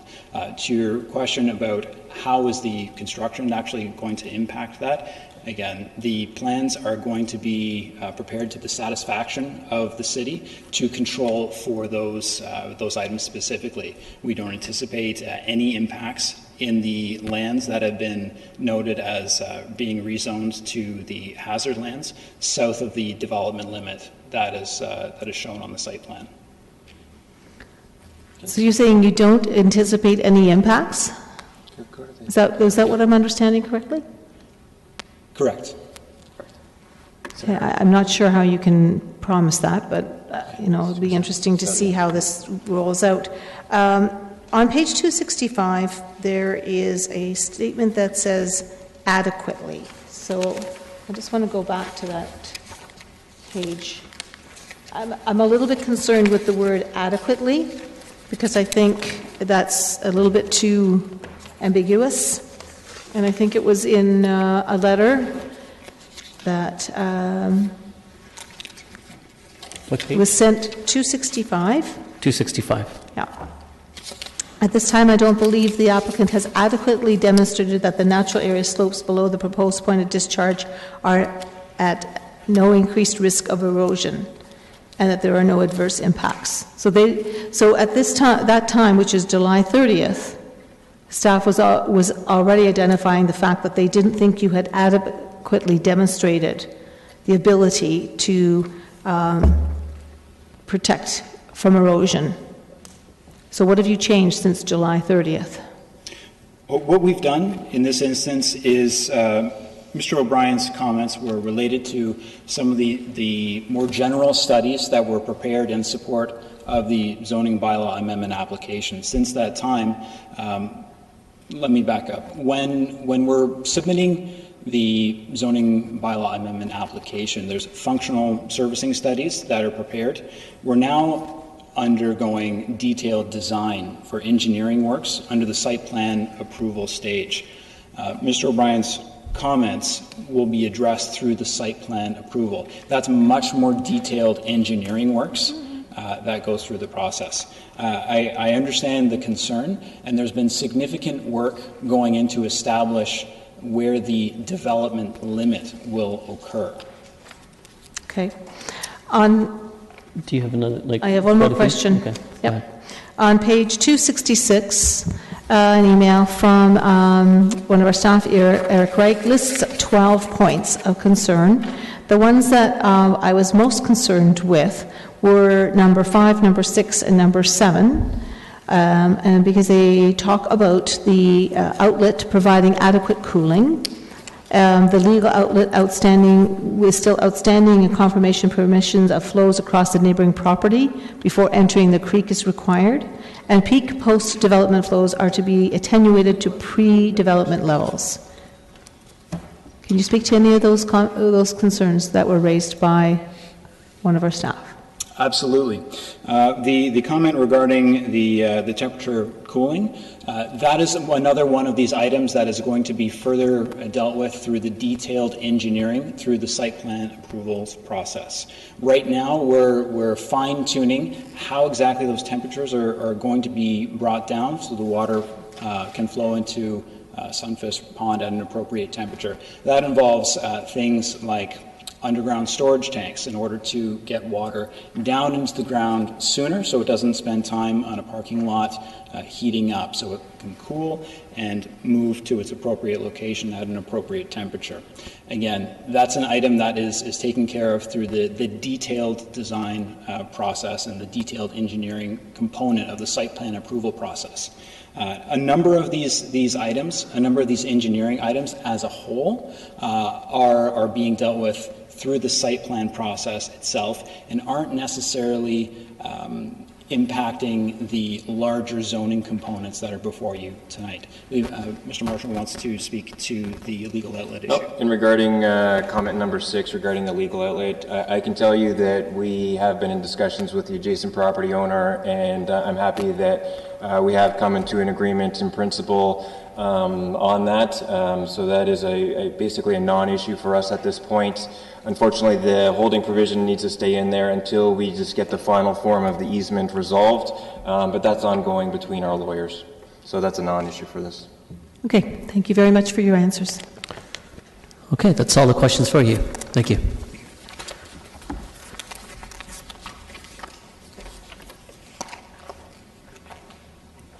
Okay, so next is a representative from Davis Howe Partners, GSP Group, Inc. Thank you, Chair Singh. Yes, please state your name. Pardon me? State your name, please. Yes, I will. Yep. My name is John Alatti. I actually have a handout that I'll hand up, and I brought 20 copies. I apologize. We weren't able to get them to council earlier, but maybe the clerk can assist. And there's 10, and there's 10 more. Is that okay? Thank you. So there's a letter that's being handed out to you each now. I won't go through it point by point, but I will try to hit the highlights for you. My name is John Alatti, and I represent Becker Estates, Inc. and Huron Crossing Developments. Our client owns lands at the southeast and northwest corners of Fisher Holman Road and Huron Road. As in this package that is being handed out to you now, you will see I have appended to my letter. There's 2 maps from the Rosenberg Secondary Plan, 22A and 22E, and I have also attached a report from my client's market consultant, Tate Economic Research, Mr. James Tate at the back. And we have a concern, and you may have noted as well in the staff report that was provided to you, there were 2 letters that had been provided by my firm, by me, back in 2016 and 2017, expressing some concerns with this development. And just sort of bring you up to speed, as the committee and council members know, this application was appealed to the local planning appeal tribunal. Our client obtained party status, but as a result of this settlement, which we understand, and the staff report that has now been prepared by you, the applicant has withdrawn its appeal to that board. And that's why we had prepared this market impact study that was actually prepared in contemplation of the upcoming hearing, which there is now not going to be one, at least not pursuant to the applicant's own appeal. We have a concern that it would be premature at this point to approve the zoning amendment. Just to give you some background, our client's lands, as you know, are in the node, and that's reflected on map 22A in the Rosenberg Secondary Plan Community Structure Plan. Our lands are located in a node, and nodes are intended for the highest intensity form of development and commercial development, and the lands owned by WAM1 are along the Fisher-Hallman corridor, but they are a lower classification in terms of priority than our client's lands are. Our client's concern primarily is that if this is approved at this stage with the commercial that's proposed, particularly the grocery store in the 36,000, 37,000 square foot range, 4,000 square meters, that this may impede the ability of my client to develop its lands, which are designated as a node and have an approval in place for a shopping center, including a grocery store as well.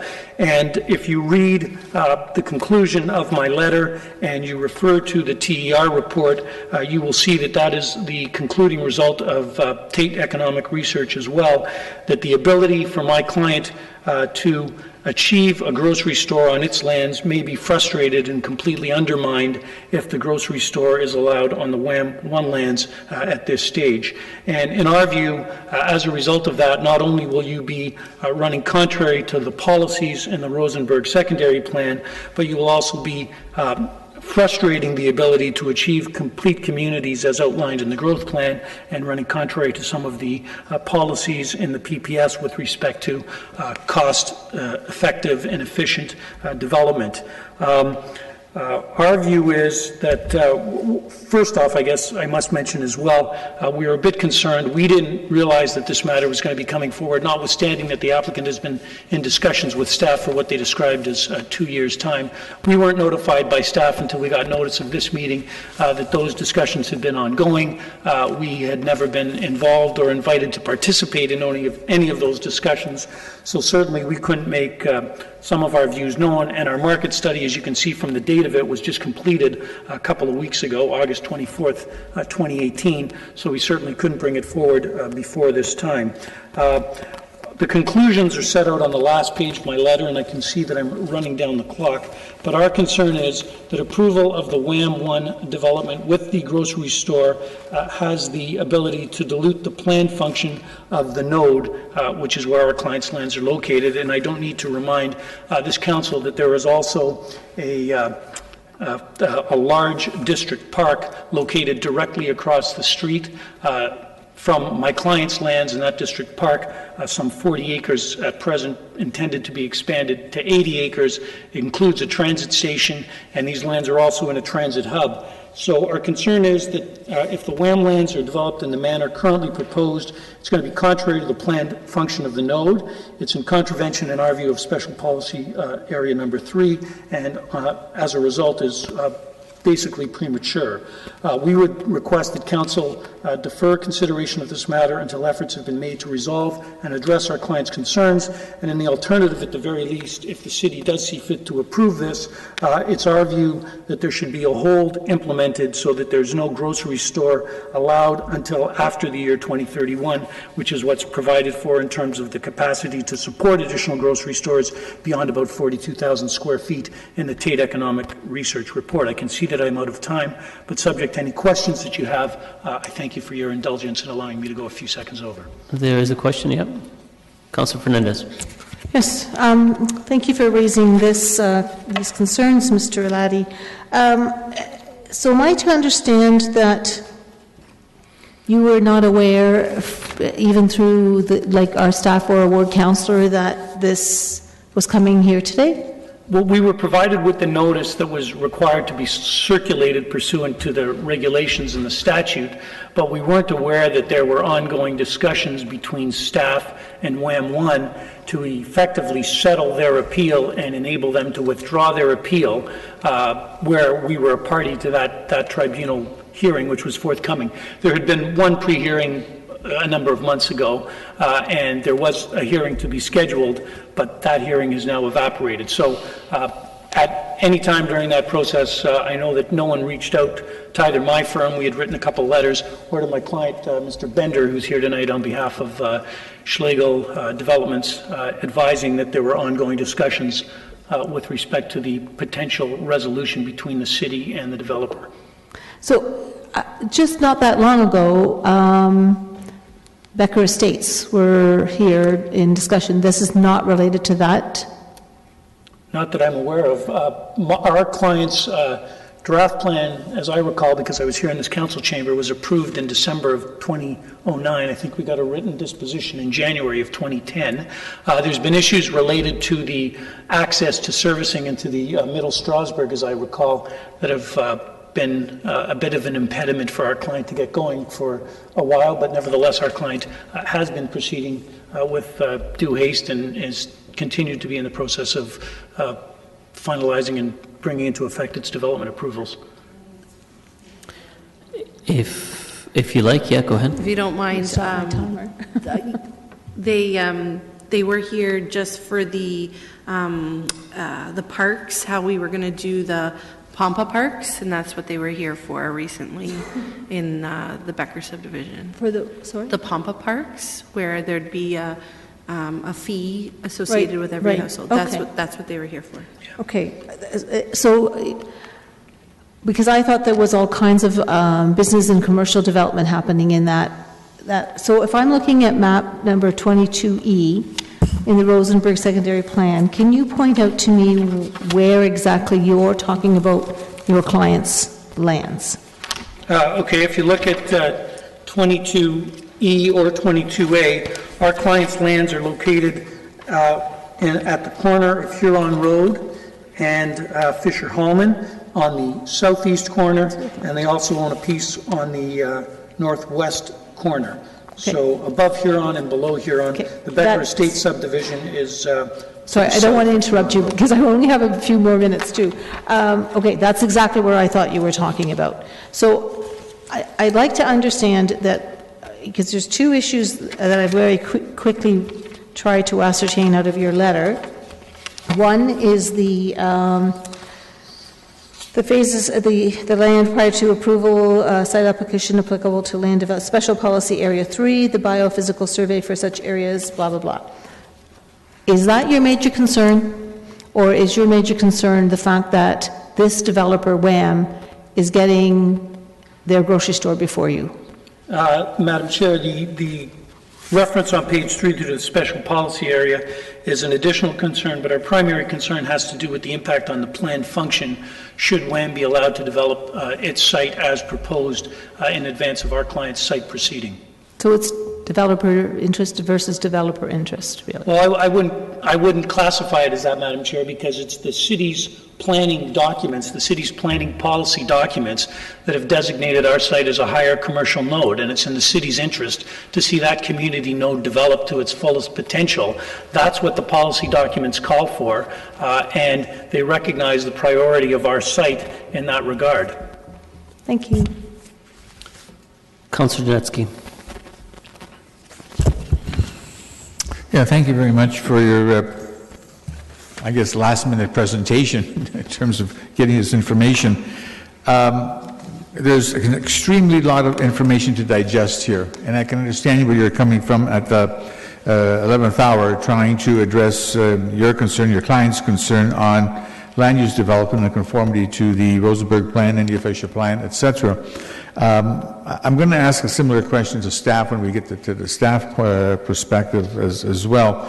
You indicated in your concluding paragraph that you want a deferral to have further discussions with the other party or have further discussions with staff, knowing that there was an OMB hearing and then they withdrew the application and all that and left you sort of out in limbo, not knowing what was happening. Is that what you're looking for, and if that deferral is for any period of time? Certainly, if this committee and subsequently council were to see fit to defer this to allow those discussions to occur, my client would be more than willing to have discussions both with city staff and with the proponent. To this point in time, we haven't been invited to any discussions, so we're a bit of an interloper, but I can certainly indicate on behalf of my client, we would be amenable to having those discussions. But I think in order to have productive discussions, they can't have a zoning amendment in place prior to those discussions occurring. Right. Now, the location of your client's land at the corner of Fisher Holman and Huron versus where the application before us is at Fisher Holman and Bleams is like about 1 kilometer apart, or if not more, whatever the distance is. But as you've pointed out, they're both node points. Well, actually, sir... Is that the key? Actually, sir... in part, but just to correct you slightly, our client's site is within the node. The Wham 1 site is merely along the corridor. It's not designated as part of the node. And you can see that clearly on the first map that I've attached, 22A. You can see that sort of, I'm a little colorblind, so I'm going to call that sort of a purpley color where the node is, and our client's land's being squarely within the middle of that node. And what you can't see, because it's outside of the Rosenberg secondary plan area, but immediately across the street, sort of you see where the yellow is, the yellow square, there's a 40-acre district park that is being funded by this municipality that at present includes a number of district playing fields. It has future intentions for a transit station on those lands, and they, in my respectful submission, those lands form part of the community node, and all of this was intended to function together. In terms of priority, as I've indicated, the nodes are supposed to have a much higher priority in terms of reaching their fulfilled intentions and enabling this municipality to meet the objectives under the growth plan and the PPS in terms of complete communities, complete community being residential, commercial, parks, recreation, the like. So, and you'll also note, sir, one other thing, and it's mentioned in my letter, but Where my clients' lands are, that's intended to serve a broader community, and you can see from looking at the maps that you saw in the planning report and earlier, the WAM 1 site is supposed to be more localized in terms of its serving area. So that would be, you know, the residential subdivisions immediately adjacent. I know they have a business park to one side, environmental lands to the south. So in terms of what surrounds them in terms of proposed future residential, they're not as connected. The transit hub that's planned in the node on my client's lands and partially on the municipal district park lands, that's intended to connect to 3 other transit hubs in the city's plan. I think you can see that on map 22. Okay, well, I appreciate where you're coming from, and I understand the higher order of the land uses for the node versus the further up the road where they have. The next question I have then pertains to servicing. At what stage are you able to come forward and be able to develop these lands versus, also it's a question of staff, versus the other lands that we have before us in terms of, is it a timing issue as well? Well, I know they have holding provisions related to certain servicing elements that have been placed in the bylaw. I'm talking about WAM 1. We have been in negotiations, I think, for a long period of time with respect to the Middle Strasbourg. Excuse me.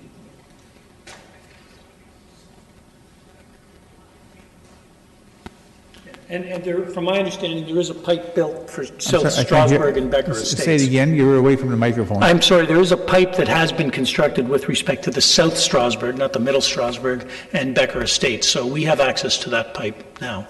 So in terms of servicing priority, I'd like to think we're a little closer. So the bottom line is you want to have further discussions, further discussions with staff. Yeah, we think it's premature to implement the zoning. We've outlined why. I haven't had an opportunity to go through with you in detail the comments that are in the Tate Economic report, but I think it's pretty clear as to the concern we have that this will frustrate the ability of our client to achieve its planned intended function. Okay. Thank you very much. Councillor Galloway-Seelock. Yes, a lot of this is new information, obviously, that we're getting right now. So it's probably in here, but can you tell me why it is that both grocery stores can't proceed forward? Well, if you look at Mr. Tate's report, and you don't really have to go much further than his executive summary, which is in the first few pages of his report, but he basically tells you that 42,000 square feet of supermarket space is warranted by 2026. That's going to increase to 54,000 square feet by 2031 and to 83,000 square feet by 2041. So the problem is you wouldn't be able to support from a market perspective sustaining 2, let's say, 40,000 square foot grocery stores in the near term or the immediate future. They would not be able to be financially viable as a result of the fact that there would be insufficient market. It's not uncommon in applications that involve commercial developments and grocery stores, which are typically the anchor in a retail development, that if the grocery store isn't able to be built because it doesn't have a market to sustain it, your grocery operators are not going to sign a lease. And can you go a little bit further into, and I noticed your comments in the report with respect to what you see our policies are with node versus corridor, because you seem to be talking about that a lot. I know the map that you show on page or map 22A. I get the corridor piece and I get where the node is.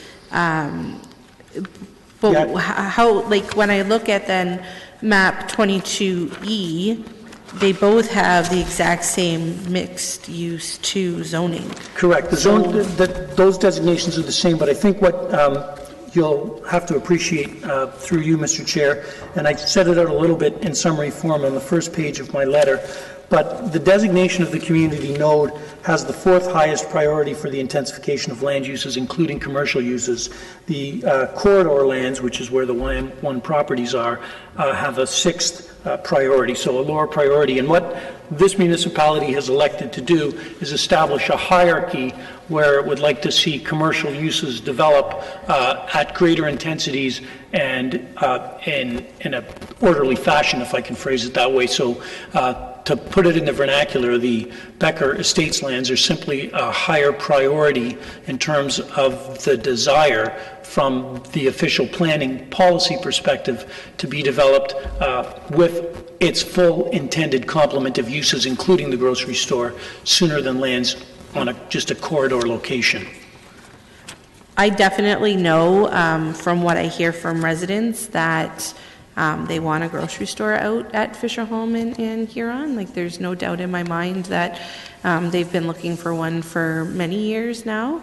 So there's no doubt in my mind. I guess I'm not sold right now on the fact that both can operate. And so I'm just trying to digest as much of this information as I can in the short period of time that we have. So is there anything else from that perspective that within the next minute and a half you can share with us? I mean, I guess through you again, Mr. Chair, to the councillor, you know, the market analyst is well known in this community and others, and I take him at his word that his report has pretty adequately demonstrated that if you have two stores trying to operate at the same time, one of them is going to wind up either not opening at all, or if it does open, winding up being vacant and what is commonly referred to as blight. That's a concern from a planned function perspective, because if a community and a commercial development is intended to have a certain type of tenant and certain form of amenity provided and facilities provided to the community surrounding it, if that can't be sustained, then the whole planned function of a complete community is undermined. It's like pulling, you know, the wrong straw out of the kerplunk game and all the marbles fall out. I guess I can appreciate what you're saying. I look at, you know, the Walmart grocery store versus the Sobeys grocery store out in Ward 5, and those are probably closer together, more density there, I understand, which would be close to the grocery store on the Wham property. And so I see a lot of grocery stores that are closer together that still function and still operate. Yeah, and Madam Chair, those will be a function of the market that they find themselves in. I mean, there's probably more development in those areas that's able to sustain it, or their market share is drawn, given the nature of those particular stores and what that Walmart might be coupled with, that they can draw a larger market from a greater area. I don't profess to be an expert in the market analysis. I rely on people like Mr. Tate, but I have done a few hearings involving those issues, and I can tell you that, you know, if there is an inability to sustain a store, then it's not going to fly. And within that analysis, was there, sorry, just one more question, then I'm done. Within that analysis, was any of the traffic from the RBJ Schlegel Park attributed to using that grocery store? Or was it purely just a residential-based number? No, their market area typically takes into account, and the formulation of what is called inflow to the store takes into account surrounding areas and what might have come from. I can't tell you what the numbers are because I don't have the background, but they will typically take into account how much inflow would come from a facility like the District Park. Likewise, how much would be drive-by traffic, people going to work in the morning or coming home in the evening who happen to be going past the location and decide that that's the time that they're going to stop and do their groceries for the evening. So I can't tell you what percentage may have been derived from, or what percentage of market share may have been derived from that facility, but certainly it would have been included. Okay, thank you. Councillor, actually I'll go to Councillor Davey first. Thank you. Just one question. Sorry, how long has our staff been aware of the situation? Sorry, when you say this situation? The information that you provided us today. Well, the staff has been aware of this information since the Rosenberg secondary plan was approved, and I think staff indicated to you that that approval was granted in 2014 or thereabouts. So the what I'll call the hierarchy of intended intensification and commercial uses was set out in the planning policy documents that your staff had approved by the then Ontario Municipal Board some 3-4 years ago. Okay, so we're going to get to them in a second, and they're going to explain their rationale on this. But can you anticipate then what is it that our staff is missing that Well, in our view, and I'm not trying to be disrespectful, but I think staff has simply missed the mark with respect to adhering to, if I can use those words, the hierarchy of commercial uses and the priority of the node over other locations that are just along the corridor. It's probably the simplest way I can phrase it. Okay, thank you. Councillor Fernandez. Yes, and just in looking through the Tate economic research, on page 12, it says map key 4, Strasbourg Road and Huron Road, approved for a supermarket of 49,000 square feet. That's just down the road from your client's lands. Yeah. Is this something you're concerned with as well? No, Madam Chair, but when a market analyst does this type of report, he doesn't look at what are the existing facilities on the ground. He has to take into account those that are already approved as well, because they are, I'm going to call them, they're a given. They're anticipated to come into the market because of the fact that an approval has been granted. So in preparing his report, he would have looked at both existing and approved grocery stores in order to determine what's commonly referred to as the amount of or residual space in the market that's capable of supporting a new entrant or other stores, and how many square feet would be available within the certain time frame, which is why when you go back to his executive summary at the front, he says up until 2031 you can't accommodate more than an additional 42,000 square feet. But I'm going to have to check with staff, because I don't know that there is actually a grocery store been approved on that site yet, whether it's in site plan approval or anything. But just one quick note, on the bottom of that page, you or whoever wrote this up has confused 18 and 19, Zayers Pioneer Park Plaza. The address is incorrect there. Is actually, that should be 123 Pioneer Drive. And 19, so you've swapped them, okay. But I'm a little bit wondering if the Zayers Pioneer Park Plaza, which has just undergone a significant renovation, if that played into the economic study, the retail demand.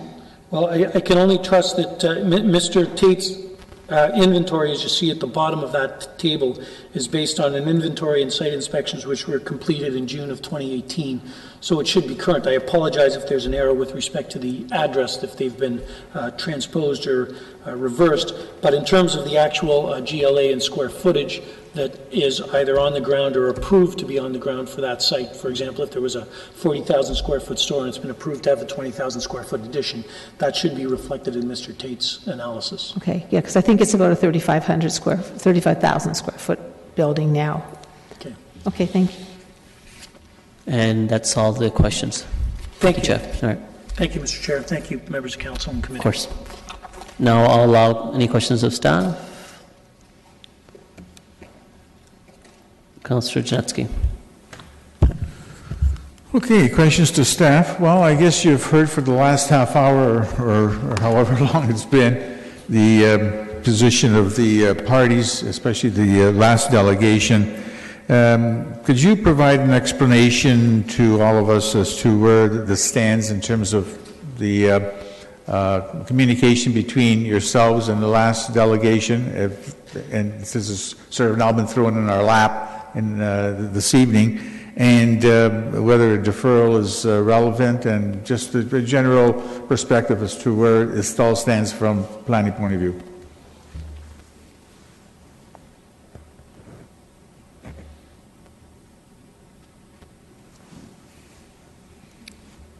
Oh, sorry. My apologies. Go ahead, Andrew.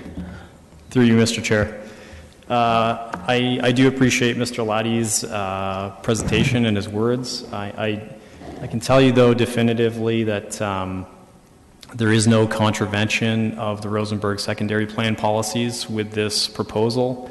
There are node and corridor policies within the Rosenberg secondary plan, but there are also designations that are very clear. And if I can just quote part of the mixed-use 2 designation. Lands designated mixed-use 2 are generally intended to provide commercial and office uses that serve the entire Rosenberg community and adjacent planning communities. along with residential that is at higher densities in the surrounding area, while achieving a built form that is compatible, accessible, safe, and efficient for all modes of transportation. So right there, it's clear that in that particular designation, we're looking for higher densities of commercial. I'd also like to make clear that it's not premature. In 2011, the city did undertake a Southwest urban study that did contain a market analysis, and through that third-party analysis, it was clearly demonstrated that there was capacity for a significant amount of commercial development as well as food store space within the community. I've provided a small summary of this on page 2-9 of my report.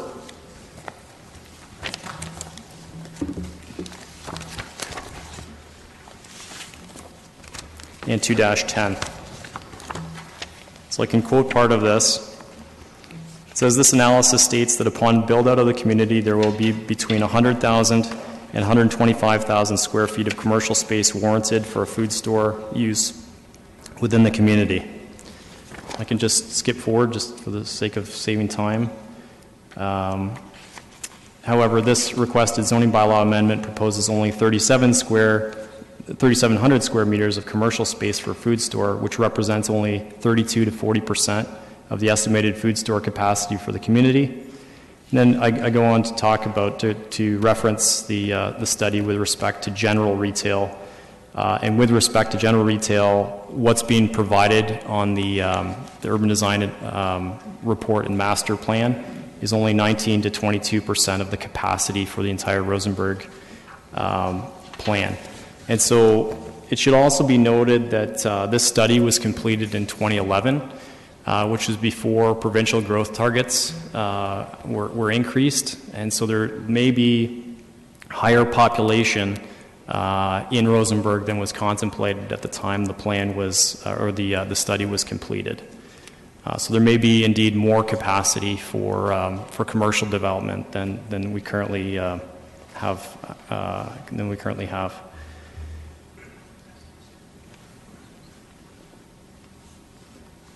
Are you finished? I should state too that Mr. Alati's firm was circulated in accordance with city policies and with the Planning Act.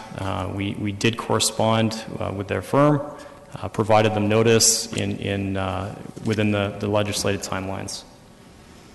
And I should also mention, lastly, that we wanted to keep in mind that there would be other commercial developments throughout this corridor and throughout the Rosenberg community.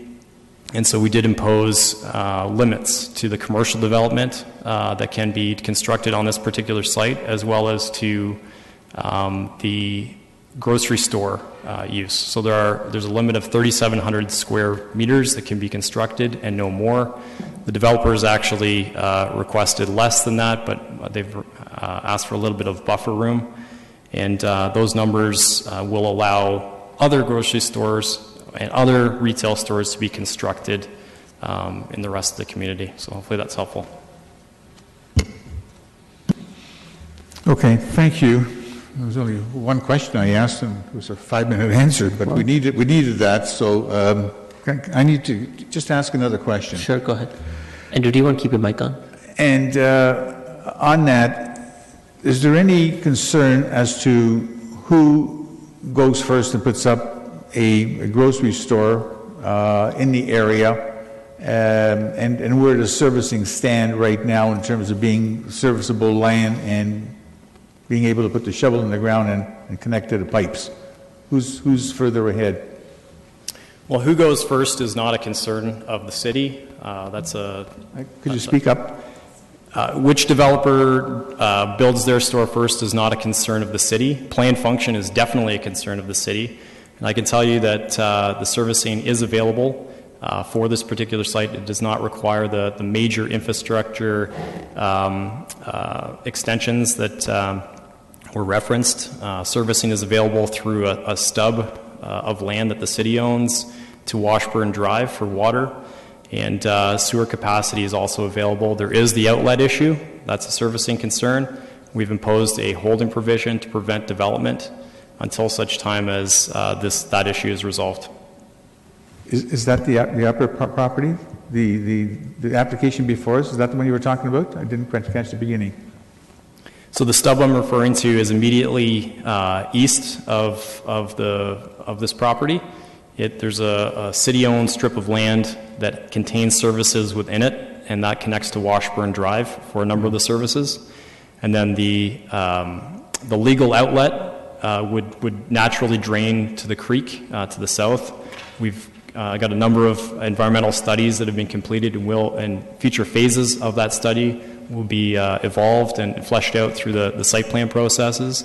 But the developer currently doesn't have the easement in place to get that southerly service, so we've got a holding provision in place to prevent development until that's worked out. Okay. I may have some more questions after other people speak. That's fine, you can ring back in. Councilor Fernandez? Yes, so the economic research paper and letter that we received from Mr. Alati, I do have a question, and maybe staff is not able to answer this, but the assertion that a grocery store is approved for the corner of Strasbourg and Huron Road, does staff have any indication on whether that is in the pipe or in the... my understanding is it's still in limbo. Through you, Mr. Chair, I am not aware of any site plan proposal for that intersection. We do have a site plan proposal for a grocery store on the table right now for this development. Yes, okay, thank you. I did have another question. I apologize that I've misplaced that. Okay, that's all for now. Thanks. Councilor Galloway-Sealock. I know that there's no site plan in for Huron and Strasbourg, but and I'm sorry if I missed this, but is there zoning permit a grocery store at Huron and Strasbourg? Are you aware? Through you, Mr. Chair, I don't have the zoning available for that far south. I do have the immediately surrounding properties. I can tell you that in accordance with what Mr. Alati mentioned, it does have a very similar official plan designation, so it could be zoned for the exact same thing, has the same designation. And so when it comes to this, we just have the ability to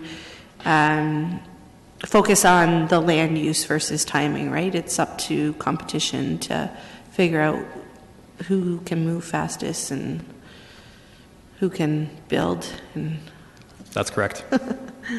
Sorry, I'm just struggling with this one. So that's all my questions. Thanks. Okay, that's all the questions of staff, unless Councillor Snetsky has more. Go ahead. I thought there were other people maybe wanted to speak. Another question, there was a request for a deferral by the last delegation. Is it justifiable that we go in that direction and defer this maybe for 2 weeks to the next council meeting or to an indefinite process, or is there no need for a deferral? I don't know. They said they'd like to have further discussions. I mean, I just got this. I mean, everybody just got this, and there's a lot to digest here, quite a lot. And I just glanced at it, and I mean that's my field too. So I really would like to know more about it, but I don't have enough understanding with all the information as to whether it's justifiable or not. I need some help. Through you, Mr. Chair, as I mentioned, the studies for the commercial development have already been looked at through an independent study many years ago. Again, the population may be even higher than what was anticipated back then, so there may be more justification for greater retail space in the Rosenberg community. I think that there is no need whatsoever for a deferral. We have all the information before us. We've done the studies. This zone change has been in the works for 2 years, and I think we've done all the work that needs to be done to justify the approval of commercial development at this location. Okay, thank you very much. Okay, that's all the questions of staff. I'll take a mover for the application. Moved by Councillor Galloway-Sealock.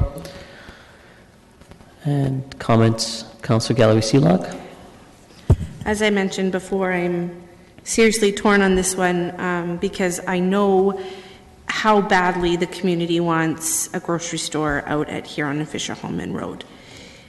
They've been wanting it for years. They need one out there, and I am concerned because I'm worried that it might not go if we approve this. But I also see this as a good proposal in its entirety, and I think that we need to proceed forward with the staff recommendation to approve this because I think it'll be good for our community. And I do believe that both grocery stores will make it with the amount of growth that is going to happen with the district park that's going to be there. It's on a major corridor. It's coming into the city. So I'm really hoping that by approving this, it doesn't jeopardize that and that it can continue to move forward. And so I obviously moved it, but I will support staff recommendation. Thank you. Councillor Jansky. Well, we have a very interesting scenario here of a very good staff report before us going forward. On the other hand, without having read this in any detail, just giving a quick scan, from a scan perspective, this also looks like an excellent, I wouldn't say rebuttal, but an expression of concern that has been raised by the delegation. Between now and the next council meeting, I'm going to digest this so I know what's happening and try to refocus in terms of where staff is coming and where the applicant's coming on this to make a decision. Actually, Councillor Jansky, I forgot to mention, so this item will come to special council at the end of this evening. Come when? Come to special council at the end of this evening. This evening? This evening. Well, that's no good. We have an issue here, and now you want to wham bang, put it right through right now. I'm not happy with that. Before I do, I just saw another question I had because I was told it's focused on the applicant's submission here. In the recommendation, just one other question here. You've got in recommendation B that applications for minor variances shall be permitted on land subject to the zoning bylaw amendment. What does that mean? I mean, I thought the Planning Act allows committee applications. We are in the comments portion of the meeting, but I'll see if staff can quickly answer. Through you, Chair, in the Planning Act, under Bill 73, there was a moratorium that was placed under that legislation that said if there's a zoning bylaw amendment, there cannot be a minor variance for 2 years unless council passes a resolution to permit that. So in some circumstances, after we are approving a zoning bylaw amendment, we may not want to have any minor variances for 2 years. We want to have that development. In this case, we are so early on in the site plan process that we would like to leave that flexibility that if there is a variance required as we go through that process, that we can, the applicant can apply for a variance and take it through to the Committee of Adjustment. So all we are doing with that recommendation is saying that the applicant would have the ability to make an application. Council isn't approving any variances or that sort of thing, but that they would have the ability and the flexibility then as they go through the site plan process to make application for a minor variance if required. Okay, I appreciate. Now I understand what that's all about because there's no further explanation in the staff report, so I was totally puzzled on that. And just also as an aside on this, that Fisher-Holman is identified in this report with Fisher-Holman and half the times without a hyphen. And it's really with a hyphen because they were two different roads and they've been hyphenated by bylaw back 35 years ago or whatever. So I think when you pass this bylaw, you want to make sure that the I's are dotted, the T's are crossed, and the hyphens are noted as well. Just as an aside. Since this is coming back, or it's not coming back, since this is going to be tabled after our meeting here at the Council for bylaw, I'm not prepared to support this because this is just going right through quickly without any further consideration that we need over the next 2 weeks to make a proper decision. This is just, I'm just not happy with what's being proposed this way. I'm supportive of the application, but I don't like the process of going through right now. I want it for 2 weeks. So I'm going to make an amendment that this be deferred for 2 weeks, the next council meeting. Okay, all right, I'm going to pause the comments, so take the motion for the deferral. Do you have, based on timing, or? Yeah, of course. Go ahead. Can staff remind us why this is coming to special council versus the regular process of having it come in 2 weeks?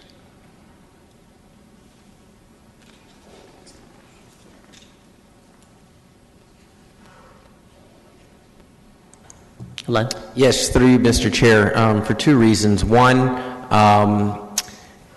the timing is very important to the applicant in terms of commitments that are made with potential lessees. But secondly, it actually also assists us in our litigation that we had regarding the site. Sorry, can you repeat that last part? It did assist us in our discussions regarding the litigation that was surrounding the site.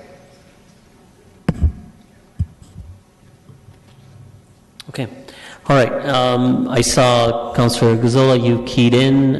Is it based on the timing or of the deferral? He asked, and I'm not sure I really understand the answer. Do you allow you to ask for further clarification? I'm trying to understand why it's, because I've always insisted that we go through the normal process of allowing a week, and I'm really not clear on why we can't go the normal route with this. Okay, I'm just going to take a second. Unless, if everybody else understands, fine. Yeah, that's fine. Actually, I'm just going to see if the applicant is having a conversation with staff. And is there anything that has changed?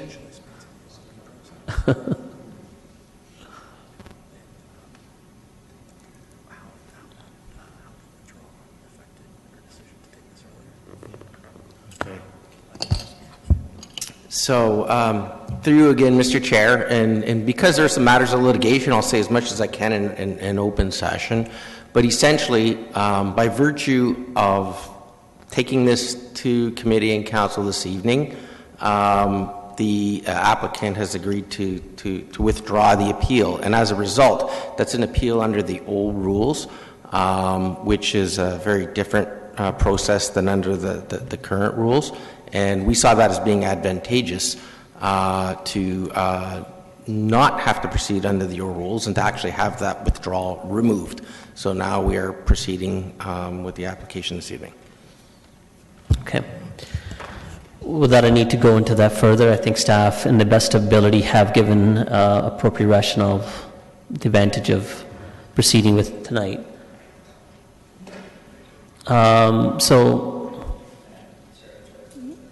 Okay, Councillor Davey, keeping in mind, yes, if you need more, if you can answer this, needed in camera. If you can answer this, that's great. So, was it contingent on staff bringing forward the recommendation only, or is it contingent on council making a decision? Can I ask that? Or committee, pardon me, or no, council. Just through you, Mr. Chair, what I can tell you is that we never profess to offer what council's decision is going to be. It's strictly staff's actions that we control. Okay, that helps. Thank you. Okay. Councillor Marsh, with the timing of the deferral? Well, I think I'd like to make a motion that we ask our legal counsel for advice in camera at this moment. Okay. I will take a vote on to go into camera. All those in favor? Opposed? That carries. So again, those in attendance, we're just going to have legal advice, and then we will convene the meeting shortly.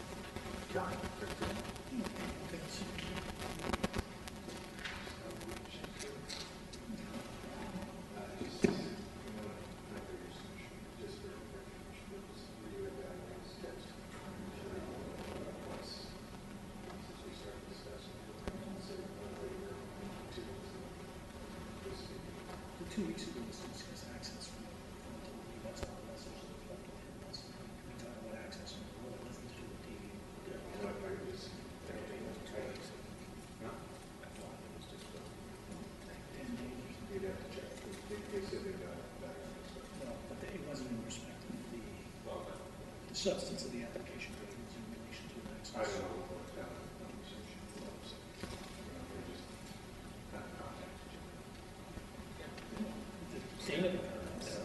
Dana, I didn't, if you recall, I called the staff.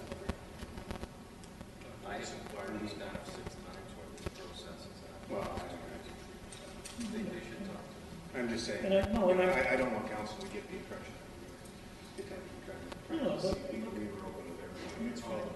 I'm not saying you, We didn't raise it with council. and my comments to council, I think it was fair, and we said to reach out to us. I don't have, The only notice we got from the city. No, there was nothing- was the nothing official untoward in notice, and that. I acknowledge that it was in accordance with the regulatory requirements, right? when was Janie retained? Janie Tate. Tate? When was Tate retained? I can't remember offhand, probably, in the Port Authority just finished. Yeah, August 20th, yes. Yeah, I think we, Okay. I'm just ballpark, that's my recollection. I'll be calling you on London shortly. London? Yeah. No, they're with the Great West Life. Okay. Remember that you guys gave an opinion on that one? David. Yeah. It's been a long time. No, it was only 3-4 months ago. Yeah, I still got to look at it again.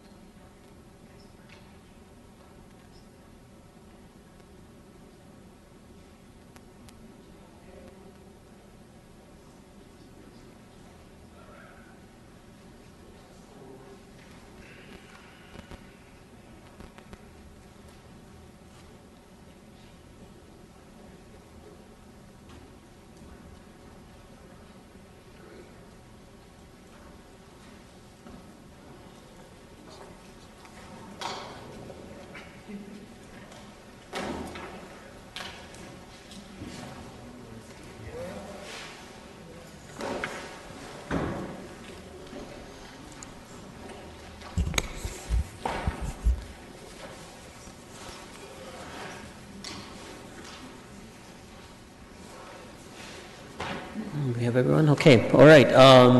The committee is reconvening.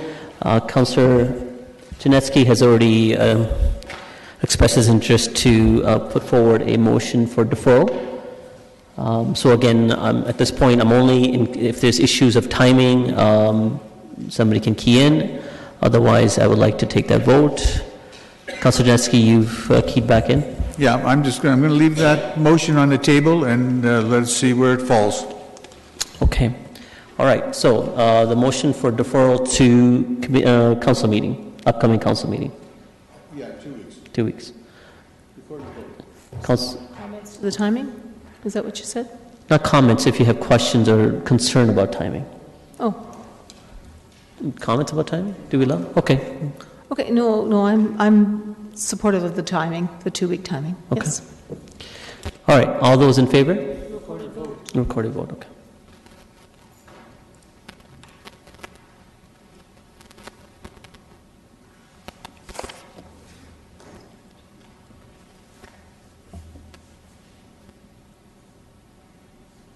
Oh.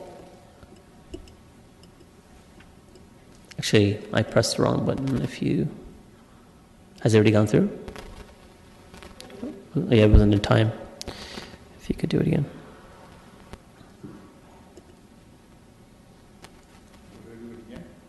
Yeah.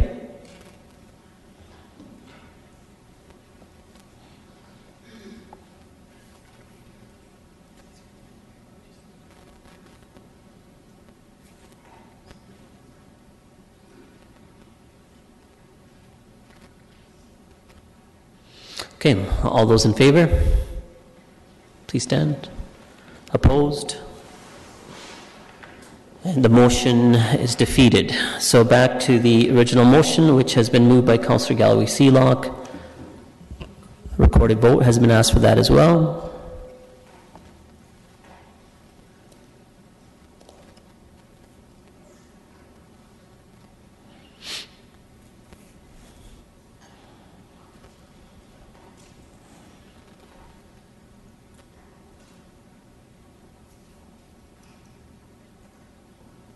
All those in favor? And opposed? And the motion carries. So that ends the items ending the Planning and Strategic Initiatives Committee. We will, at this point, move into the Special Council.